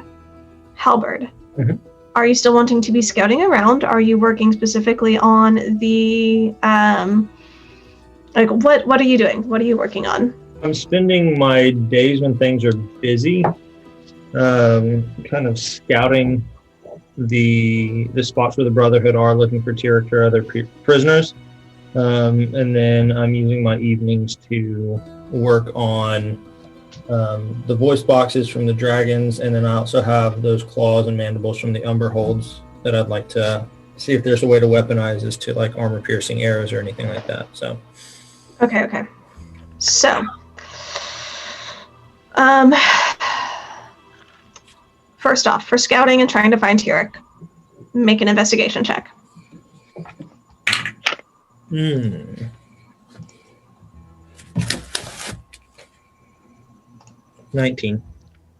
19. Okay. When you're looking, you do successfully find him. He is being currently boarded at the regular old pie. You're not sure if he was moved there after the kerfuffle of last night. You do also, while you're out, start hearing rumors on the streets of just the events of things that have been happening. You hear that the 5 fiends, the story from that inn, their claim to fame sort of was these bottled remains of 5 fiends that various owners or relatives had defeated and bottled up the sludge and kept it. So you're hearing rumors that keeping these bottles as a sign of Bahamut's triumph over Tiamat called the wrath of renegade priests down upon this humble tavern. They were spurning Bahamut's power and victory. The rebels are aligned to the greedy queen's will. And that turning information into the Dragon's Guard about any of these rebels is worth 100 gold pieces for information leading to their capture. Question. Yes. I'm going to do it because I can. If I'm close enough and I'm within 30 feet of Tyrek while he's being guarded, I'm going to try to put him in my charm. Quietly under my breath because it doesn't have to be super loud, but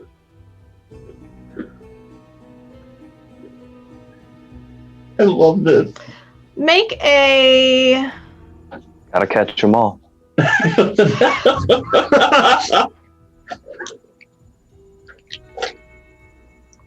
Make a sleight of hand check for me. I'll take that. 22. 22. Okay.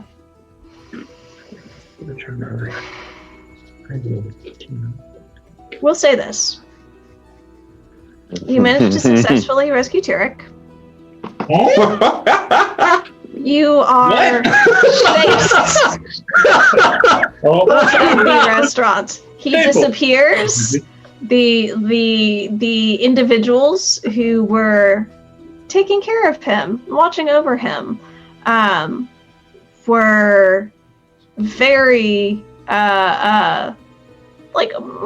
They had a brief pause, a brief moment where they realized he was gone, and you start making your escape, and then they very quickly realize something has gone wrong. They start looking through the crowd, trying to spot anybody leaving, and they start giving chase, getting a number of individuals calling for help and trying to question anybody who saw anything. Like, they're trying to shut down the area, and you just barely escape out of the cordoning that they're doing. I had Mad lad. the uniform. Once again, I'm wearing the uniform and the pendant of the Brotherhood when I'm checking things out. Okay. You think that you give a player an item early days, and you don't realize how it's going to come to bite you in the ass later. Hey, you said you wanted to go through this quick. Nothing much quicker than that. Oh, not what I was expecting at all. So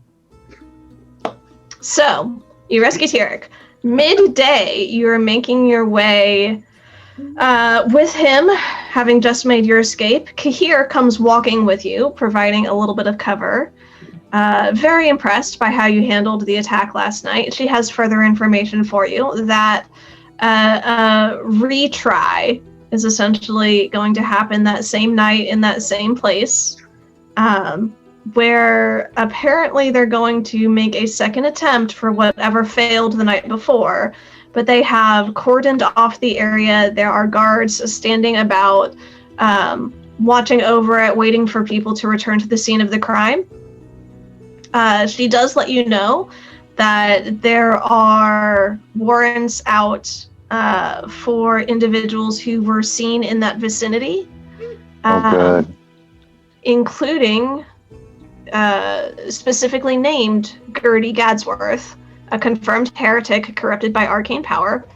Also, an unnamed dwarf who is also suspected to be wanted for previous assault and defamation of a young reputable squire. An unnamed elven woman and an unnamed elven man. And that there is a reward out for any information for those who were seen in that area last night. how much is So- the reward? You're muted. I'm muted. I realized I didn't hear a T-Rex on that list. Y'all give me all the crap. Oh, that's okay. We'll get to the T-Rex because Yeah. when he's not specifically being informed of this by Kahir, other rumors flying through the city streets speak of a despicable attack on the Brotherhood by rebels and renegades set on destroying the bonds of fraternity that unite us under the Great Dragon's banner. That these rebels, showing allegiance to the Vane Queen herself, summoned a deformed and mutated dragon within the city limits that has done great damage. Is causing especially significant damage to a beloved neighborhood and restaurant that had faithfully endured in the traditions of the great city. Mm-hmm. Mm-hmm. So there are stories of the Arbiter chasing down this mutated dragon and driving it from the city. That the Arbiter is a great hero and has firmly taken a stance, sort of pro-Brotherhood.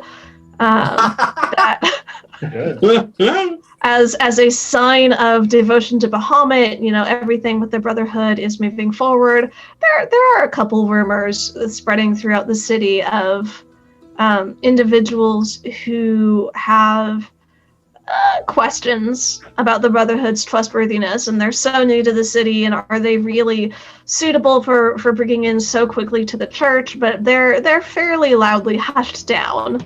It's still a fairly small group of them, but it's from multiple districts and multiple quadrants of the city, so news spreads.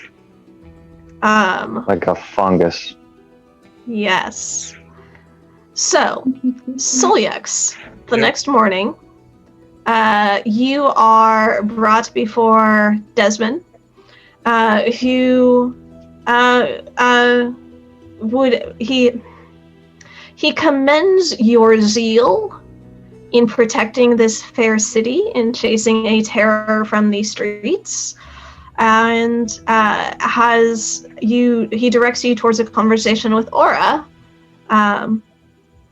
to receive a potential mission.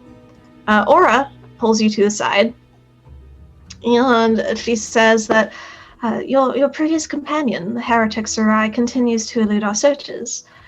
We hear rumors of sightings, but by the time our forces reach the area, she has slipped away. Any information you could provide, any old haunts, places she may be inclined to visit. I know it must seem so little as to a man of action such as yourself, but if you're willing, there is something you can do, a way to take more direct action. If you were to send Sarai a message, draw her out. If she thought there might be a way to gain your aid or to speak with you, perhaps to sway your mind, we may be able to discover her location, set up a meeting between the two of you.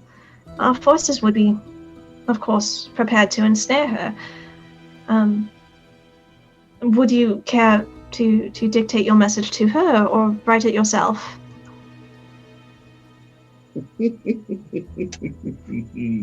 It will need to be carefully crafted, so I should take some time to make sure that it is appropriate. Of course. We do want to speed this matter along and get it resolved before the feast, though. It'd be... Well, I'll have it done by the end of the day. Wonderful. I will seek you at that time to retrieve it. Perfect. We will discuss how best to place it.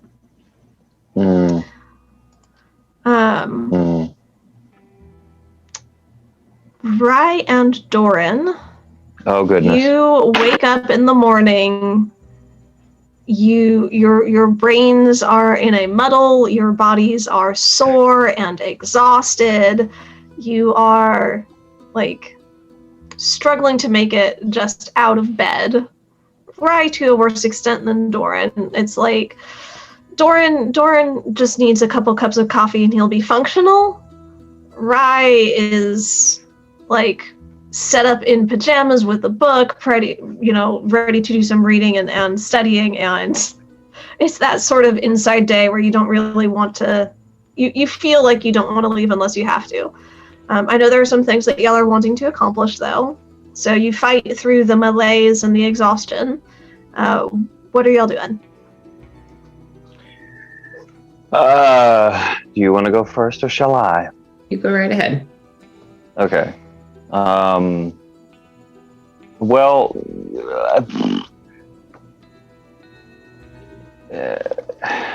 more pertinent things that I need to do are, I know Hal Bard wants to work on the voice box screamy fire lighters. So there's whenever I can get with him, but also I was looking through what I had, and I apparently have an ingot of silver.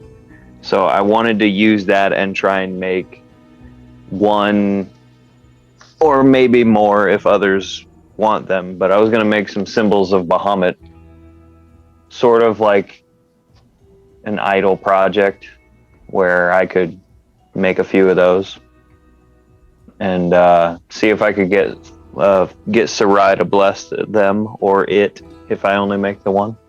Yeah, sure. So it'd take about 4 hours start to finish to churn one of those out with access to a forge, which is not terribly hard to get. You've made some loose friends in the city who'd be able to help you do that. Or you could go back to the workspace in the library where you had gone with Rye if you would prefer. But either way, you find your workspace. It is not a problem to get that done. Go ahead and, just because you are still exhausted, make a check with your smith's tools. Okay.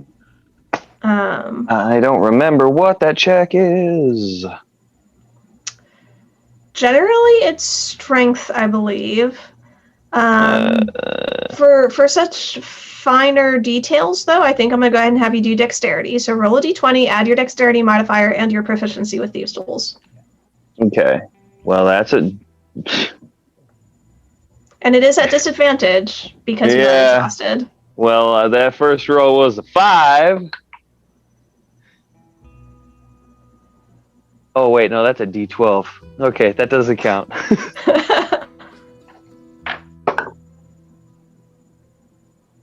Yeah, well, that was a 14, but the first one was a 5, so dexterity is 2. Yeah. Or no, I'm sorry. That's saving throw. Dexterity is a 1. Okay, but add your proficiency bonus still too. Oh, where's proficiency on here? It is a 4. So 5, 1, 9, 4. 10. 10. I That's okay. I You've can got do a good math, I sketch of swear. these. You've got a good sketch of these. The first little bit going is a little rough, but you do manage to Mhm. smooth it out and have a serviceable figure of the symbol by the end. Yeah, because I don't actually. Doran would have seen them. I don't actually know what I'm making. I don't know whether it's. I was envisioning that it was a pendant, but whatever the symbol of Bahamut would normally be. That's fine. Wes, you should can know totally this. have What is a pendant on the. Whatever the Like something standard you could thing. hang on a chain or a symbol. Often yeah. it That. is It's a side-facing silk platinum dragon. essentially, yeah. A dragon's head in profile, often depicted on a kite or scale shape, just to reinforce the draconic symbology.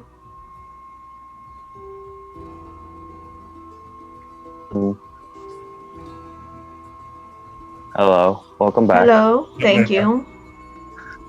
Did y'all hear that, or do I need to repeat? Yeah. I heard you. Okay, good deal.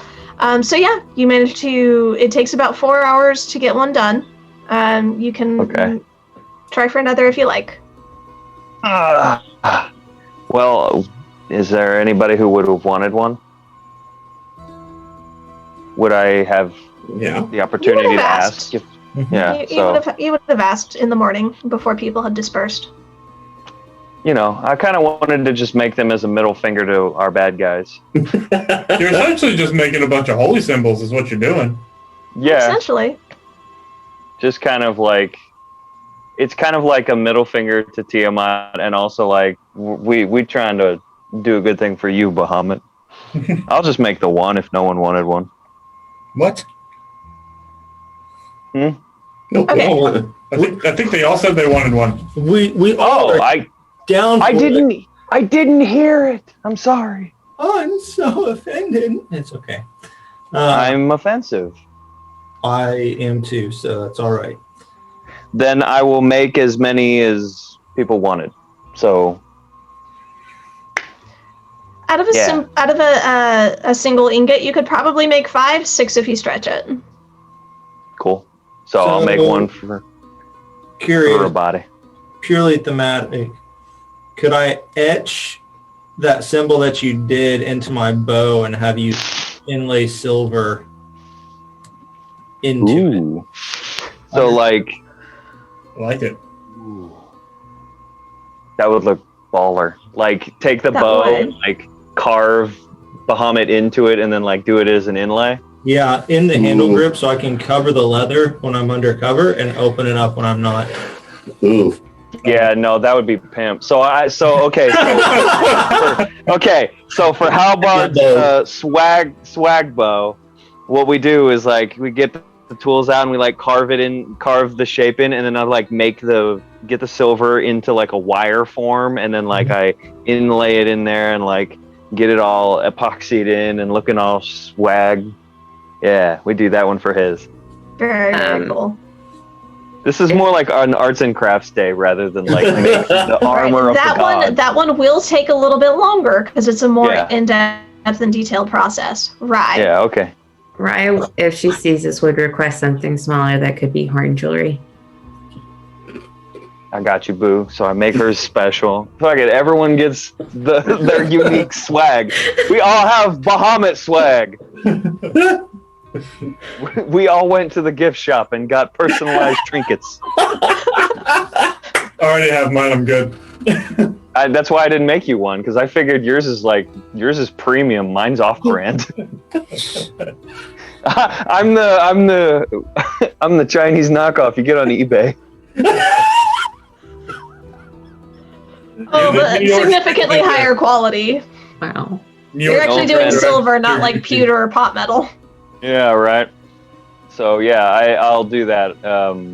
Halbard's special bow, my Rise jewelry thing, and then I just make like a pendant one that can go with the tree pendant. And then, what did Orberus want? Just a regular one. Well, he's got. I know druids, so metal's not really his thing, because Yeah, but he does have a really cool staff that you could carve something cool into. Okay, so then then I'll take the staff from him for like a couple hours and just like carve Bahamut into it and do that kind of thing. Cool. Or whatever he wants it to look like. Okay. We could do the same. I will trust your artistry. Yeah. So and if he's into it, like we'll do the same silver wire inlay, unless that's gonna like mess with his steez. If it's a thin metal, he'll allow it. Okay, cool. Silver's natural. You dig it out of the ground. Silver's like holy. Silver's a holy metal. You know, kills vampires and stuff. So that's like the downtime sort of activity I wanted to do, and when I had an opportunity to get with Sarai, I wanted to see if she would bless the holy symbols. But now that they're all wild things, I don't know if that'll work the same. But try that at some point when she's available. Okay. Just kind of the idea of like, yes, Bahamut, we know that this is doo-doo. We want to help you out. That's why I wanted to make those things. Okay, good deal. We'll mark off my silver ingot. What were you wanting to do for the day? I'm assuming Al showed up at some point in time. He did. He came in late at night. He was panicking and covered in the smell of smoke. He does not wake you up, but you found him outside of where you had been resting, standing watch and just overseeing your rest. I would just pat him on the shoulder and say, "Sorry about that, darling. It was Birkenhoff and I had no way of getting in contact with you. Head back to the library. We'll see you later." Wow. Wow, so degrading. Yeah. You just confirmed his presence here, and you think I'm leaving. And if you want to stay, that's fine. I'll take a day of vacation. I have done perfectly fine completing a task so far set by your ally here. In vacation days. in the vested interest of forming a tighter union of alliance between their sanctum and the library, I will oversee this day today. I'm not going anywhere. Have you lost your minds? A little bit. I still see arcane symbols floating around everywhere, so. Right. You're exhausted and I haven't slept. Rest. So go to sleep, darling. I have a few things I'm going to do, but when I am done, all I am doing is working on my spell book. So calm yourself. You're exhausted. I'll rest when you return. Let's go. And he basically shadows you where you're going. I invite Rye to come sit at the arts and crafts table. Well, I'm going to see about selling that spell book, and then I wanted to add, I think it was a fourth and a second level spell to my spell book. Okay. Gertie directs you towards a shop that will give you a fair price for the book. She actually Hold up, I want to make sure I tell you the right name.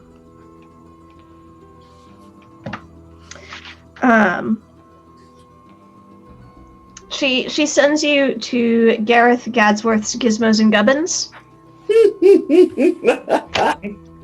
And asks you not to hold him against the family name.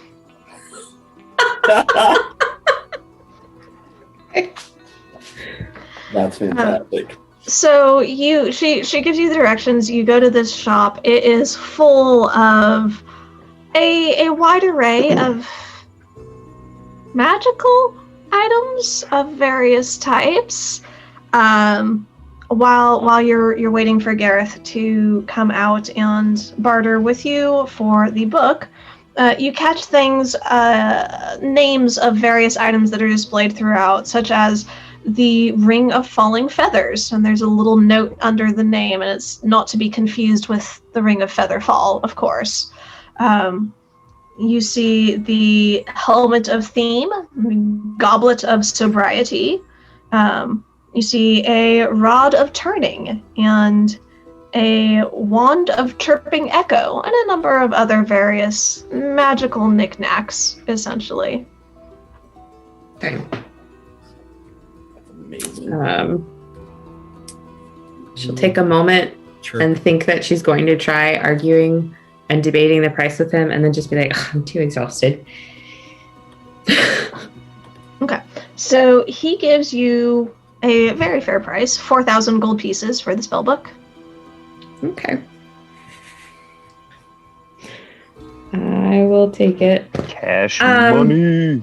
Do you mention anything about Gertie? Just for curiosity's sake. I'll probably say something along the lines of, I heard on very good authority that I would get a fabulous price if I came here. And Gareth is just chuffed. Like, he is so pleased with that reputation. He doesn't ask where you heard it from. He's just very pleased. I will also see if they have anything explosive in that area. Like this ride. Right? Tired rye is fun rye. Let's There's find nothing explosive. specific at Gareth's. Make an investigation check. Man, I know it's a different name, but I keep thinking you're about to say my name every time you say that name. My apologies. Investigation. Nah, it's good. Tired rather than Fireball. Maybe we need to exhaust Casator into counterspell. 17. 17. So you, like I said, you don't find anything at Gareth's, but you do manage to find a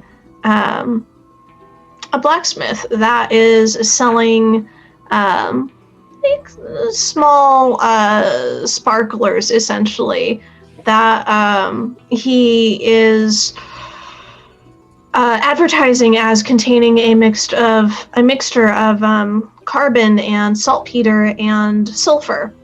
And Rye is learned enough to realize that you can put those together in larger amounts to get bigger booms. So how much would you like to spend? How much are they a piece? The sparklers, or the he's willing to part with some of the raw materials. Essentially let you mix up your own black powder. How much would it be for raw materials to do like 5 major explosives? Okay, Rye's not playing around. Explosive. we'll say there'll be 150 each, so 5 of them would be 750. I've had an influx of cash. Yeah, so I'll get 5 of them. Okay. And whenever I get back, I don't know if Halberd's there, but whenever he arrives, I'll just kind of hand them off to him and to Doran where they're working and say, "Found you some more toys, darling." All right, so that is 5 bombs that you can Big sheet-eating distribute grin. for the inventories. Man, Tiger Dry is nice. know. I'm going to reimburse her. You're fine, darling. It's fine. I'm just gonna shuffle myself off to my bed and get all comfortable and start working on my spell book. Okay. Nice. Do. Yeah, explosives. Big booms. Ouroboros. Yo! Have we gone over what you're doing for the day? Nope. Okay, what are you doing for the day? I'm going to go find Miss Gertie and ask if she knows anybody that does magic tattoos. Okay. She does point you to someone here in the catacombs. Oh, wow, that's easy. Their shop was tolerated for only a short period of time, and then That's they great. were taxed into withdrawing from the city proper. Jeez. What tattoo are you wanting to get? I was going to see if I could do the sorry, hang on. They offer you a book of various services, tattoos that they offer. I was looking to see if I could do Shield of the Elemental Guardian. Ooh. Okay. It's in my press. Oh, before I do all of that, I'm gonna get that onyx back from Quesator before he leaves. Okay. The dome fell in this little piece of paper. I find you first thing in the morning, and I'll give it back to you. Also, I would have used, if Rye would have allowed, I would have used a greater restoration to make her feel better.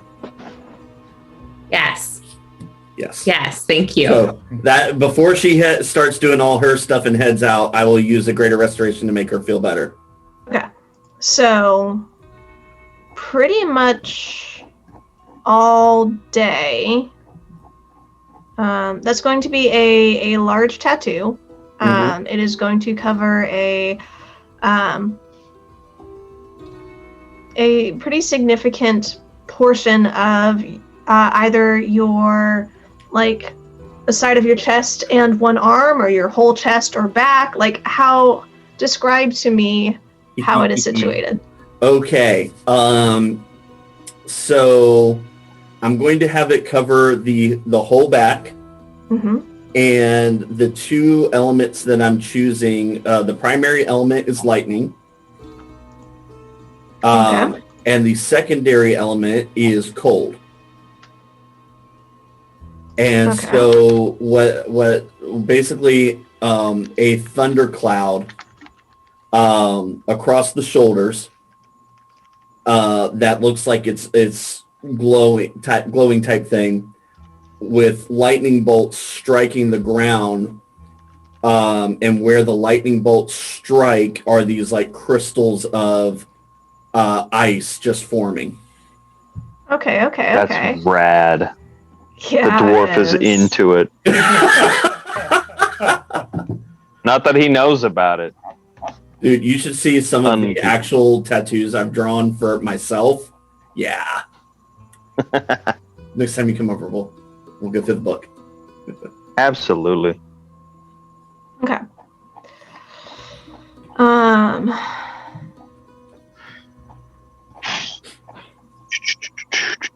And I will offer in trade to cover the monetary amount, the large piece of onyx.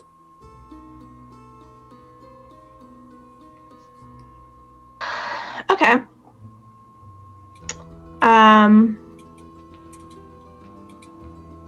Hope that's okay that well, I say we, but I hope that's okay that that's being given away, you know?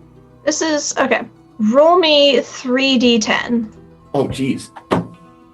Ready? Mm-hmm. Roll number 1. That is a 7. Okay. Roll number 2. That is a 6. Okay. And roll number 3. That is an 8. So 6, 7, 8.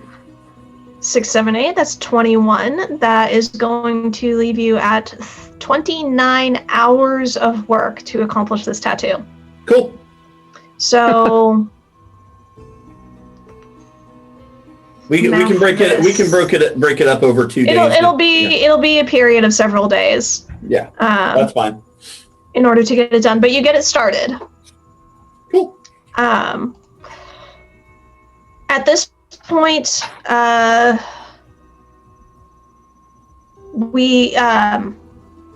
what are y'all wanting to do about what Kahir has brought? The news that they're having a second try at the Five Fiends that evening.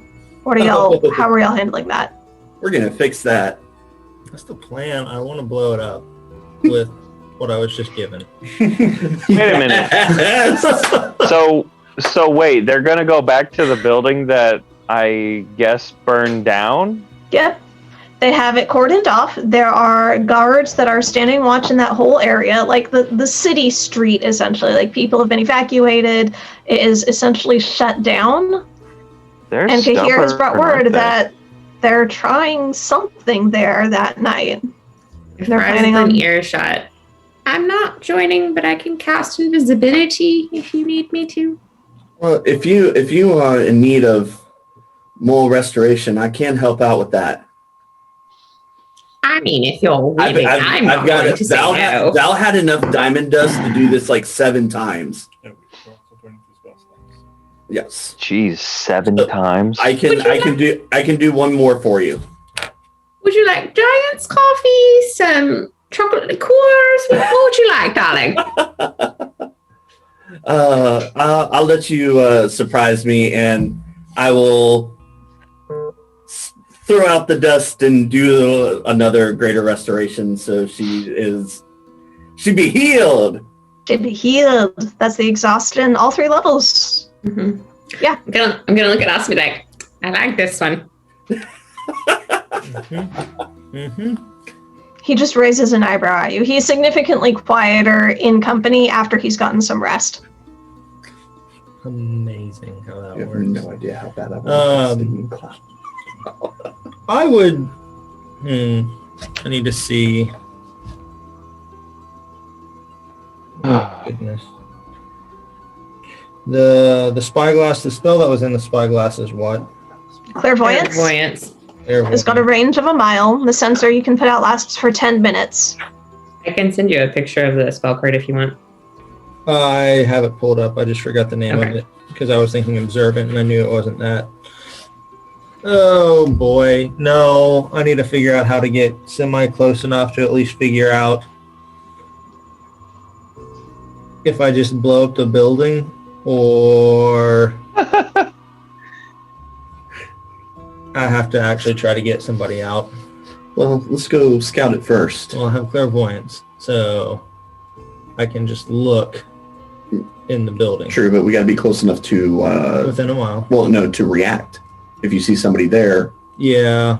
we got to be close enough to react. I have a range of 600 feet. Silix, I will say about mid-afternoon, shortly after your conversation with Aura, your headache from the day before starts building again. Neat. That's a word for it. During my day, I would go and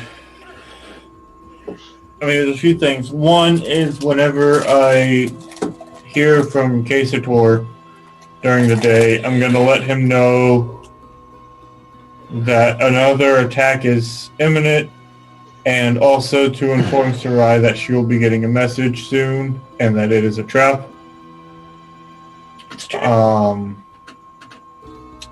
And then I'll be spending. I'm gonna try to be spending the next few days figuring out how to best protect the Brotherhood from the attacks that are happening, and so therefore needing to know where they are doing things. Oops. Okay. So that's what I'll be doing. But Roll a persuasion check for me. Okay. that's not good. 15? Yeah, 15. 15? Not bad. Does this happen to be with a dwarf? I know. No, this would be probably with Aura. Yeah, I know. Part of your conversation with Aura. She's the one who sort of handles it. So she says, "Why don't we discuss this after we accomplish this particular goal of bringing your friend back to justice, returning her to the peace of Bahamut. Right. We'll speak more then." I don't think I Right, like you her. looked like you were wanting to say something.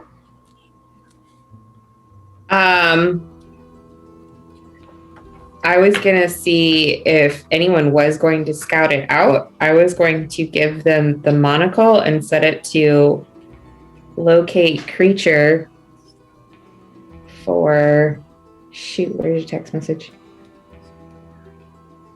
Oradar. Mhm. Okay. Okay. And I will mention Oradar is one of the other Chain Devil lieutenants to Bilal. Mhm. Okay. Well, that's fancy. All right. So who's scouting it out? Are y'all scouting it out, or are y'all just going that evening? Well, I've already committed to doing arts and crafts all day, so That can be can't go. paused. Stuff out. Oh, scout. well, Why not? I still have that one level of exhaustion. So Hmm. I'll work on the tattoo up until an hour or two before evening, and then I'll go meet up with Halbert. Okay. I'll be on standby for the evening. So as much as I can get done during the day, and then when it's, if they're like, "Hey, go time," Okay. ready to go. Jordan, are you hanging with us? So- Are you going to be a distraction as a dino? After I wake up and give Orberus his onyx, I am planning on arts and crafts with Thorin for the day. So we'll hang out. Yeah, here's the glitter. Drink, Arts and drink crafts. lightly. Glitter bomb. Yeah, I'm gonna be working on his crossbow, but we'll happily step away at any point that you want my assistance. Cool. Okay. How many hours do you have left on the crossbow? I think I put in 32 so far, so that's from coming in Okay. this day. I'm realizing now that I didn't hear what you wanted me to make for you as far as a Bahamut symbol. I was thinking something. This is mostly flavor text anyway. Yeah, I was thinking something that would.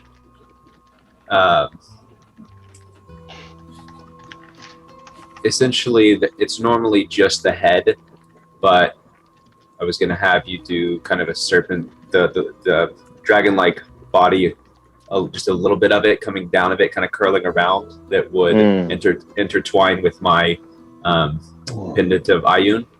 It would kind of wrap around where the head at the top would face away from the eye, so it'd be kind of this dual. What does the Ayun symbol look like? It's sort of like a stylized eye. Oh, okay. Yeah. So this Kinda- is it kinda like looks a Egyptian snaking almost. Dragon. Yeah, kind of okay. a snaky dragging around up, and then by the eye have the head. Kind of the two gods teaming up. Yeah. I do that. Sweet. Cool.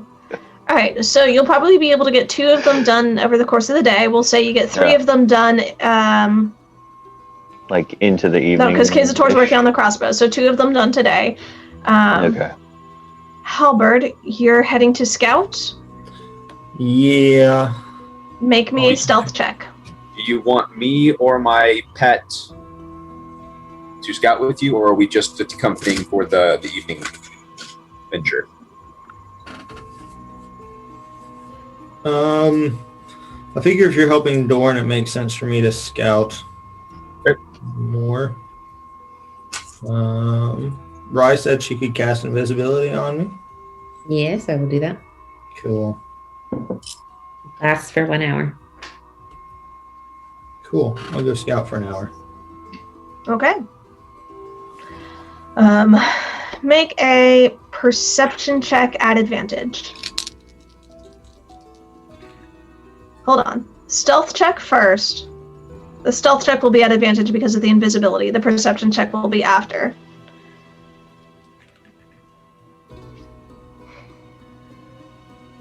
$31. You're pretty confident in your ability to move unseen, Cool. unheard, unnoticed. I like that. Consistent. My perception check is going to be a 28. 28. Okay. You arrive. You sneak your way past the guards. You get it just in range of where you can get a sense of what's happening. You see there's a fairly significant portion of the Brotherhood there, probably 8 or 10 individuals just moving rubble, clearing the debris from the building, salvaging what they can, but obviously clearing a space sort of in what had been the tavern's front room, the main area. You're not seeing any signs of fiends yet. There's nothing inherently ritualistic that catches your eye during this period, but with that high of a perception check, you can pretty clearly see the space that they're clearing is very much the same space they were using last night. Cool. And I don't see anyone else present. There are no prisoners present. No prisoners at this point. No ping on That's the none of it. monocle. On the- You don't know nothing on the monocle. Not here. Okay. I would like to measure off spaces moving towards that with a semi-clear line of sight to the building in the front room, marked at 300 feet, 400 feet, and 600 feet. Okay. Yeah, with your military background, you can mark those pretty easily. Cool. Yeah, with a decent shooting avenue without giving away cover. Yeah. Mhm. And I'll go relay what I find and see about getting people possibly into position a bit later on in the evening as things look to start kicking off again. Yep. And yeah. Okay. We are going to go ahead and jump to the evening, unless there's anything else anybody wants to do. Lauren, that's ascending for like ascending spell, right? That message for Sarai? It was left open to interpretation. So you can write a letter to be dropped off, communicated, handed to her in some way. You can come up with a plan for a sending spell. It was the avenue of delivery was not discussed. Okay. Well, my question there would be, how am I supposed to get in contact with somebody that I have not seen nor know how to get in contact with? Aura rebuts that with, well, there are obviously some magics that can cover great distances. And there are individuals who make their living in finding and carrying messages. While they have so far proven recalcitrant, I'm sure with your aid, Arbiter, we can come to an arrangement. Okay, so however it is delivered, I have a message of 25 words. Okay. I With 25 words... Yeah. I don't have the ability, nor do I know these people, so I kind of have to leave it up to those who would know, because this is not in my wheelhouse. Unless you're wanting to physically persuade an individual to try and... No problem. Physically persuade. They do have a priest who has been blessed with that ability to send messages. So What is the message that you send? Okay. Well, it's real simple. It says, Sarai, I think it is time that we talk. I can't believe that you would betray the church. You're my oldest friend. Can we meet? Just as a note, when I touched base with him earlier and he informed me that this was a trap, I marked off a second sending spell to Sarai to let her know.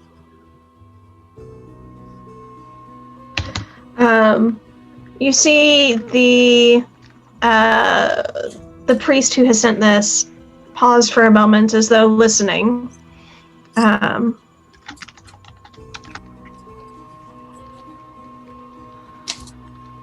Uh-oh.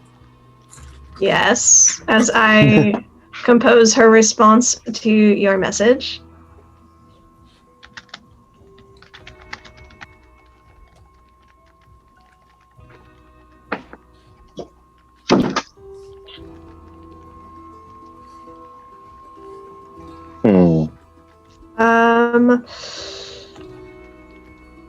The magical logistics of having only 25 words per message. Exactly. You know, you'd think they'd upgrade to like a 5G network or something by this point, but Word count. You can only tweet. Yeah. Hey, I have Animal Messenger. I can totally tweet. Wow. You dork.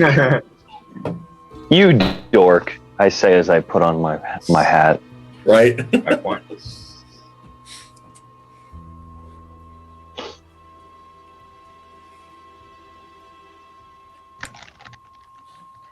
Okay. So the priest communicates her response. He solemnly says, and she responds, I have betrayed nothing.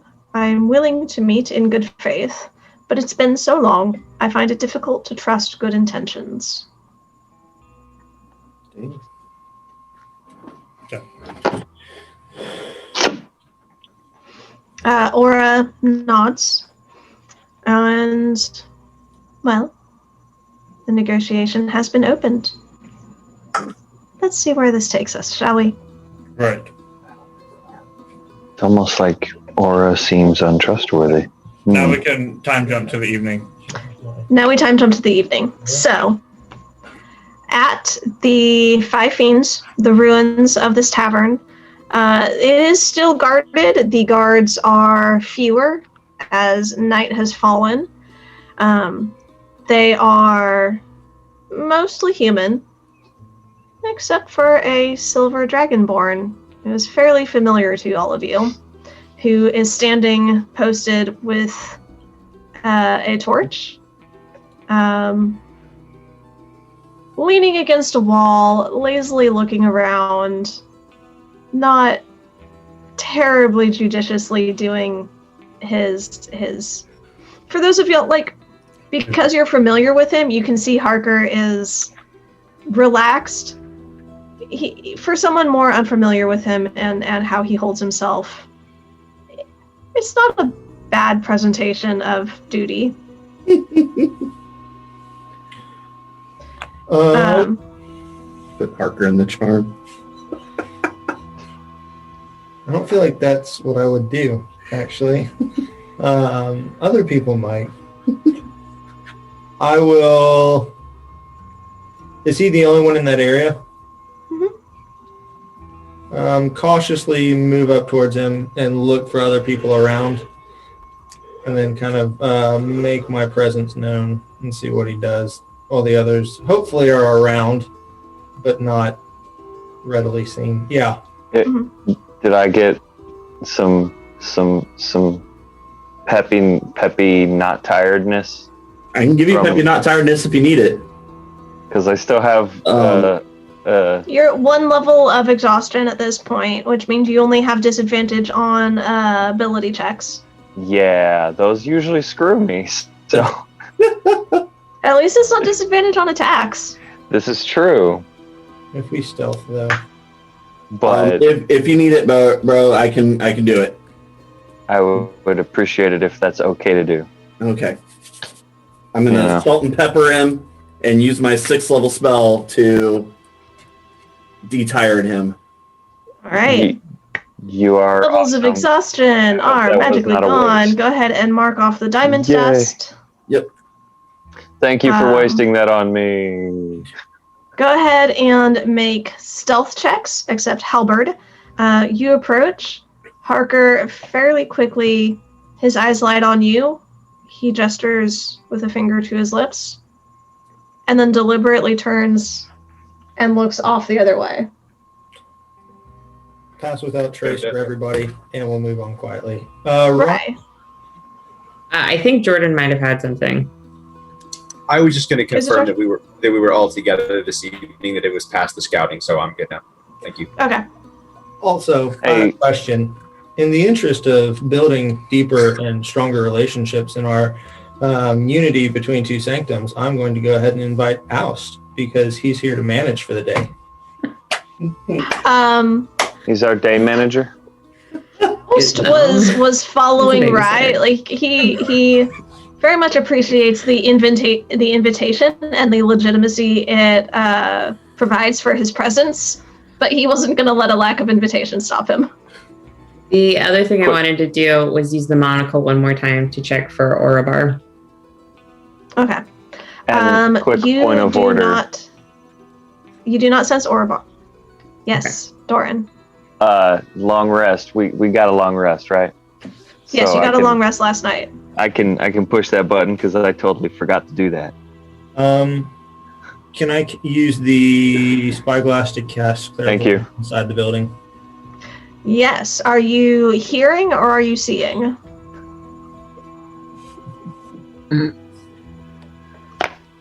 You seeing because I you think can tell me where things are. I think I'm gonna look because I want to see if there are prisoners. I want to see if there are actions and see about the same type of red aura that was coming out of the building when it was a ritual spell. Okay. So you cast clairvoyance. Are you casting it in the building? Or are you casting it at a place with a sightline to the building? Where? I would like to see inside the building in the ritual area where they said they're going to be doing it. Okay. So have to check something real quick. Okay.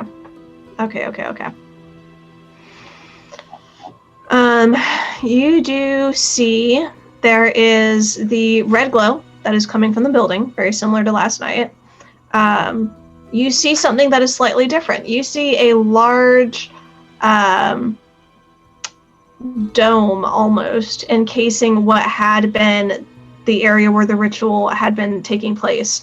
You do see a figure. He looks almost tiefling in appearance from what you've seen from Rai. Humanoid in general, although his feet are not booted, they end in large toed claws. There's a tail that whips behind him.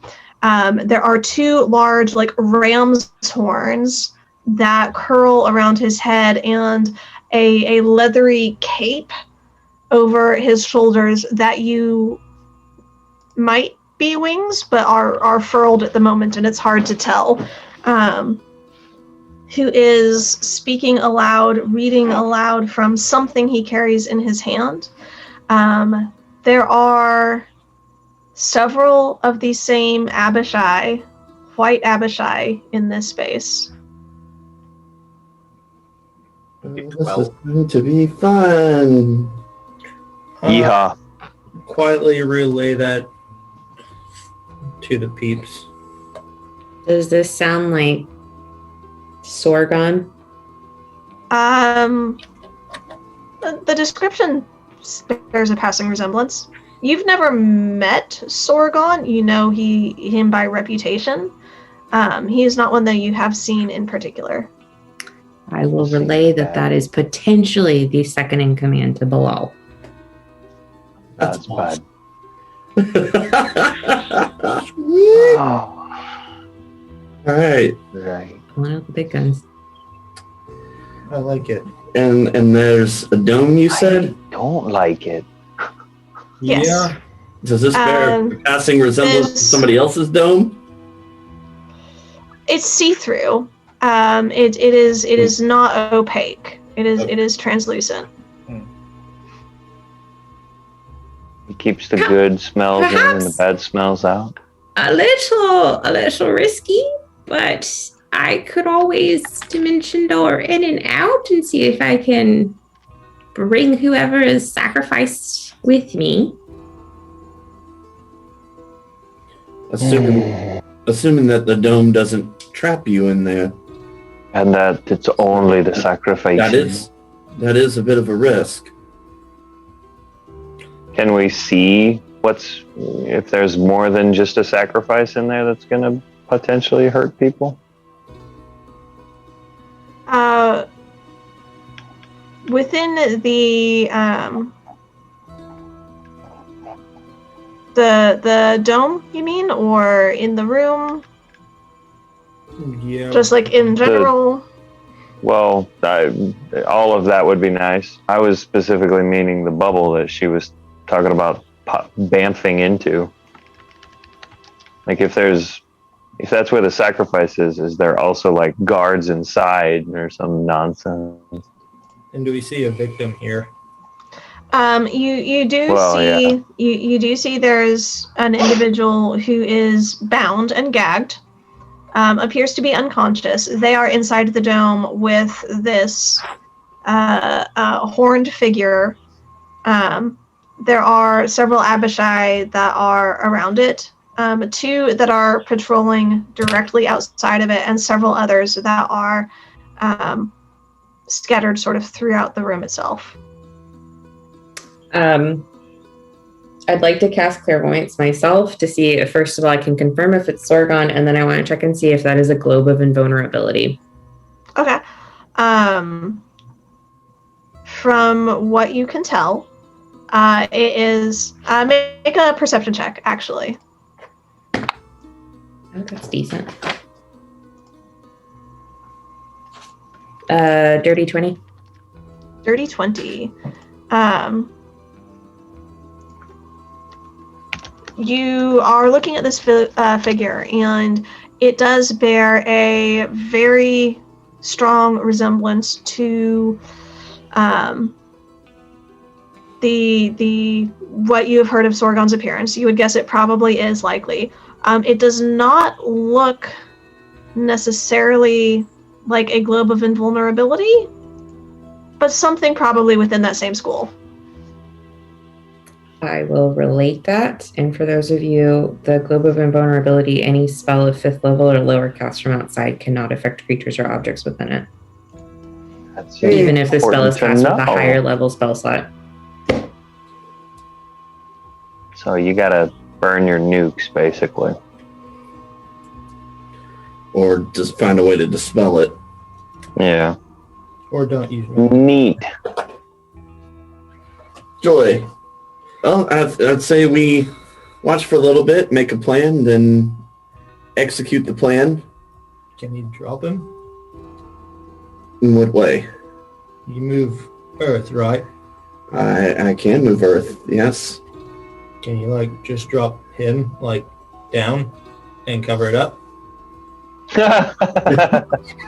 I That's, no, that's no, awesome. I can't do that.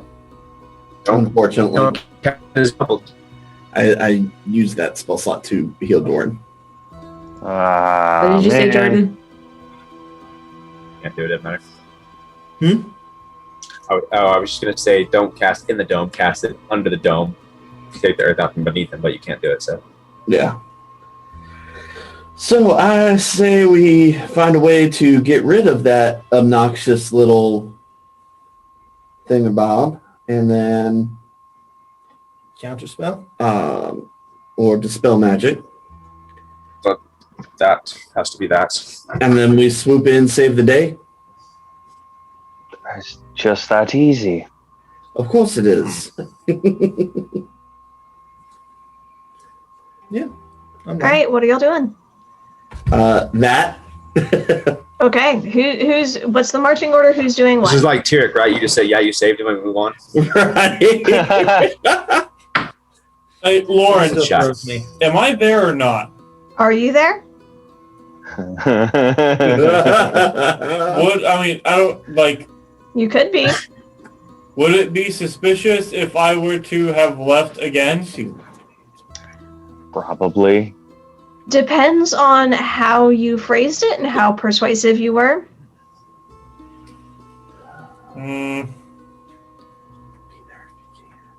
Casator, can you dragon form eat him?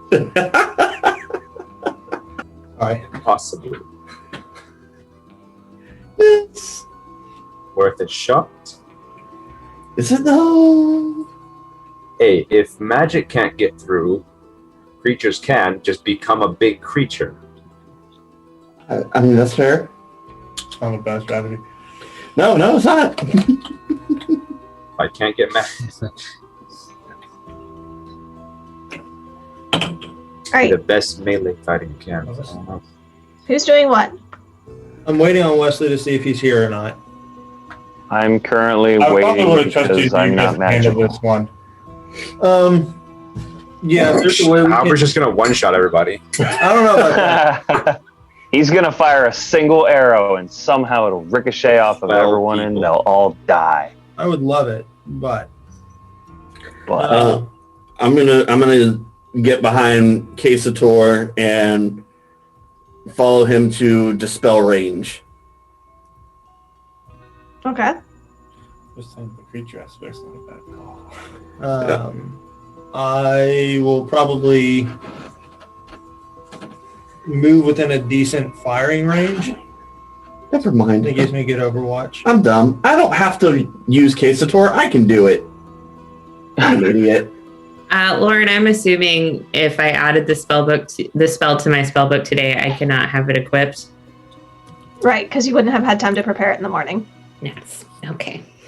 Okay, I forgot I have access to dispel magic, so if you need to Oh, do good, something because I else. don't.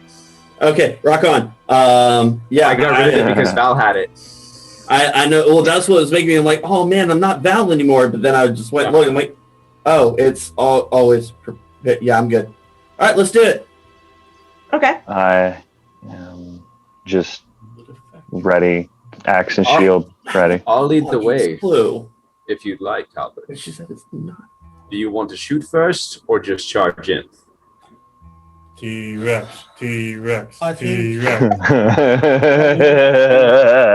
Because we need to allow the ability to get in and get out. So if we can get in, and Miss Ra, if you can use Dimension Door or whatever to get the person out,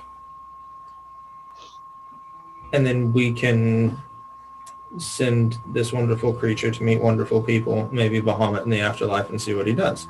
With the T-Rex? I'm not opposed. Do we know what that is yet? Did we actually hear the story and hear the explanation from Kazator? No, it is weird dinosaur. It is weird. You know dragon. nothing about me. However, I Just do know that know there's Jay great saw a stories. T-Rex. Yeah, no. Orberus did see the giant dinosaur creature tearing through the city. So we could have two of them now.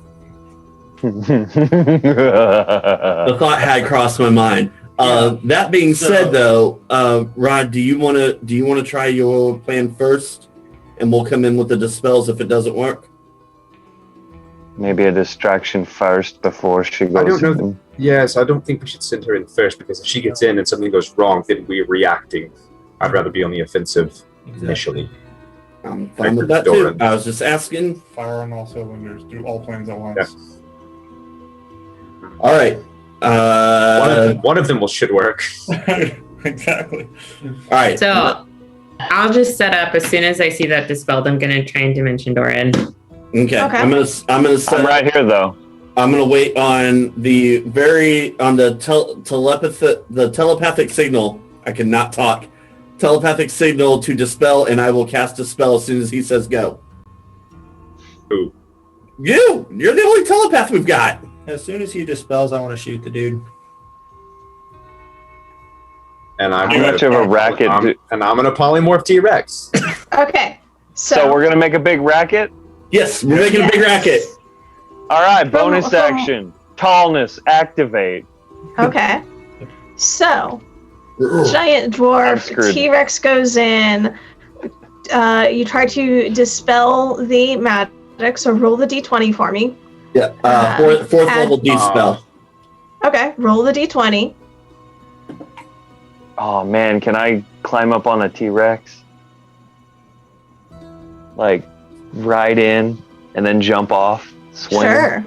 Yeah, Okay. because even giant I don't know, dwarf because is I didn't still think we were small actually enough. doing this, okay? I'm sorry. Okay. Natural So freaking 20! You got a 20? I rolled a 2 because I put my special dice away because I didn't think we were doing this. I rolled a special die and it was a nat freaking 20. okay, but the nat 20 doesn't count because you rolled the 2 first. Hence the pout. Well, Hence the pout. Okay. it does count for other stuff. So, yes. Woo.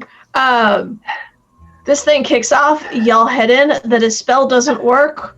Oust is heading in Right. also on the tails of, or trying to prepare a way out for Rye. Halberd, do you take your shot or are you waiting for it to come down? Lost my count. I think that was 10. Not throwing away his shot. I want to take the shot. Take it.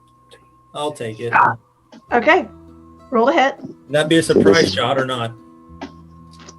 You may roll with advantage because you are hidden. And Rye, what are you doing? There What are we you go. doing that? What? Yeah, sharpshooter. Okay, well, you didn't say it's on me. I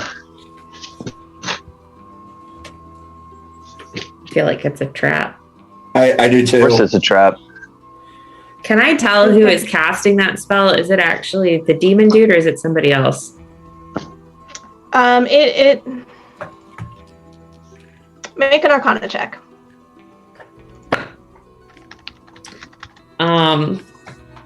That's gonna be a natty 20 for a 30. Thank you very much. Oh, I won't. Okay. Okay. I'm not using- You know that spells of this type are often concentration checks, or concentration spells. And you would guess that either it is set up in such a way that it is caused by an item, so it doesn't have to be maintained by concentration, or he can't be doing it. Somebody else has to because his concentration is on the ritual that he is sort of Right. the key person for.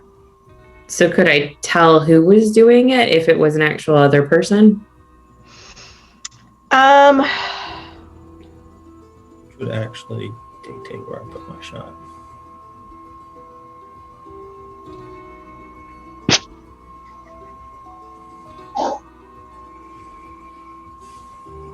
I love you. Oh. I love you too, but flattery does not get you anywhere.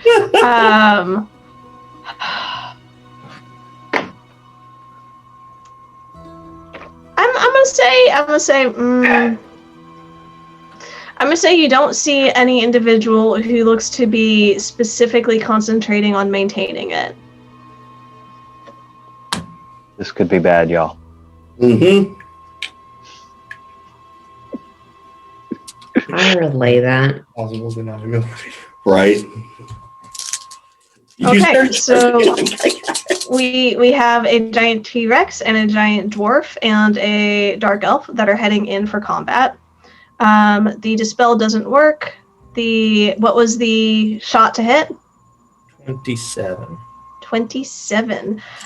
You see it flies in and it glances off of the dome itself. It does not pierce through. They are aware of what's happening. The Abishai sort of form ranks and start moving towards the front of the building. Sorgon is continuing casting within the dome itself until he sees Oust. Oh no. His eyes lock onto Oust, and there is a fury that builds in the tension of his shoulders and his neck. His eyes start glancing around. How far away are you, Rai?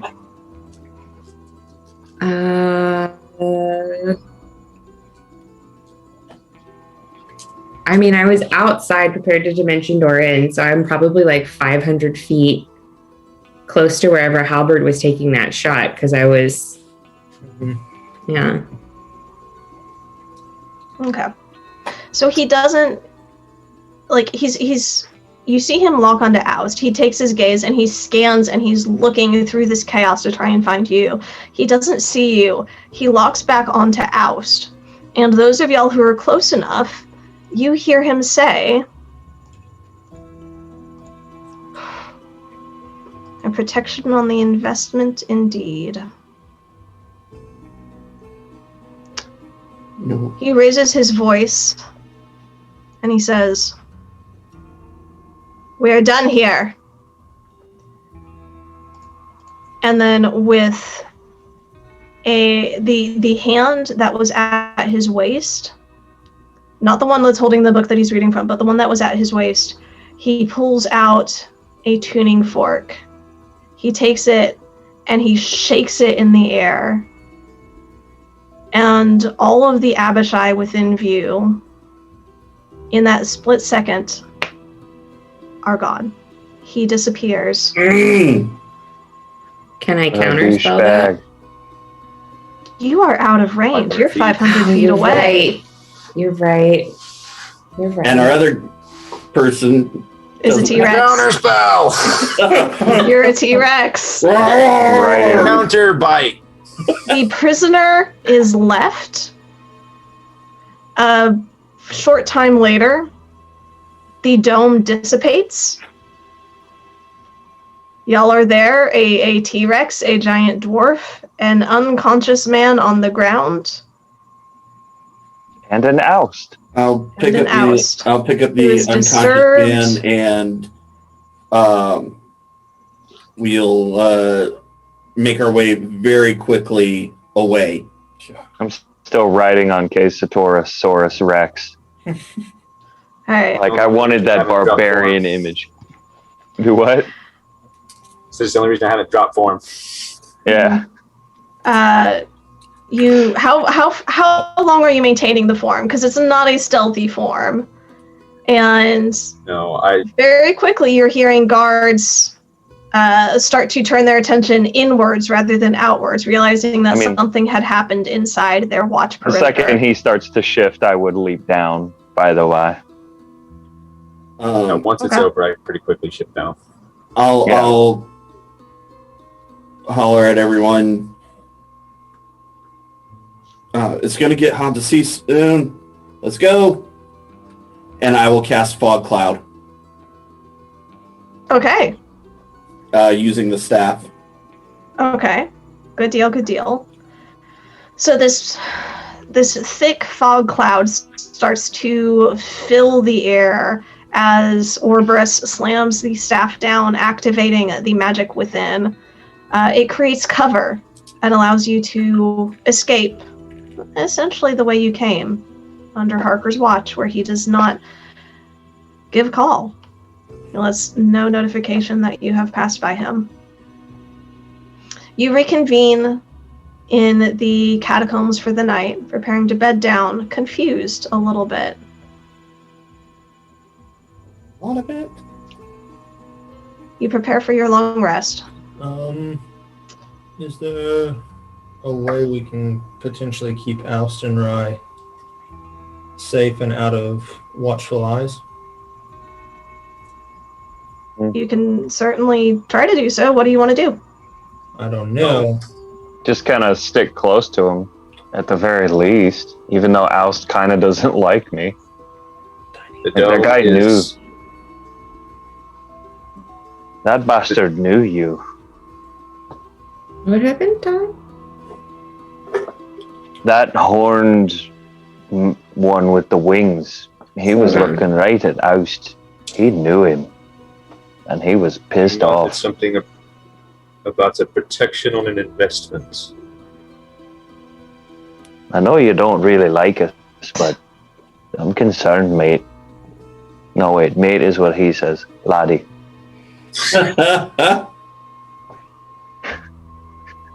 Oust, Have it running up. Oust just Use looks the over second take. and meets Rye's eyes.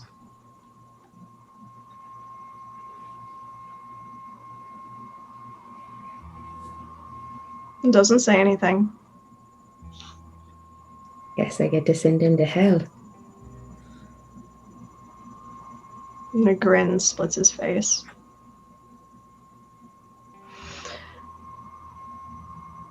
As you bed down in the dome, is that right? Yep.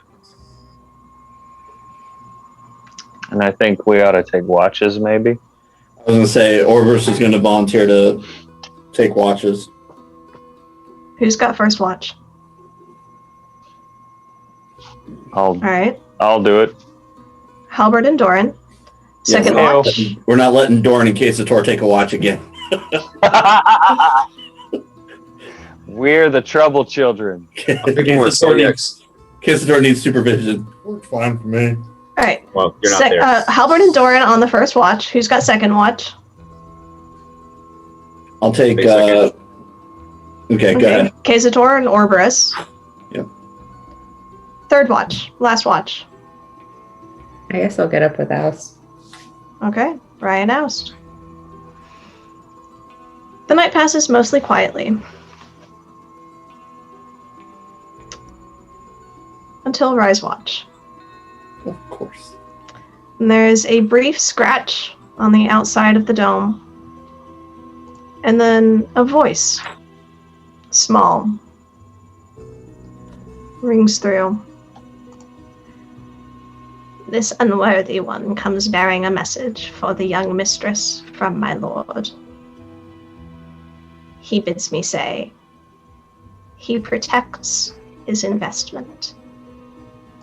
He will take no direct action against his own, nor will any under his command. Though his lord allies with your enemy, yet will blood reign true.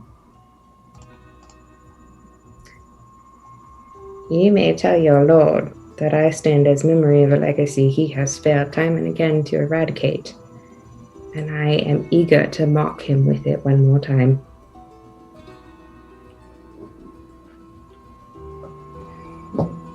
I shall carry your words faithfully. And then silence. The rest of the watch passes. And we will pick up there at the beginning of our next session. Taking another long rest and opening up. All right. So, thank you for coming along with us on this adventure. It went a little bit longer than normal, but thanks for hanging in there. We will catch you as we start getting into the meat of things. Thanks for sticking around. You'll be safe. Have a wonderful week. Take care of yourselves. And we'll see you next time. Bye.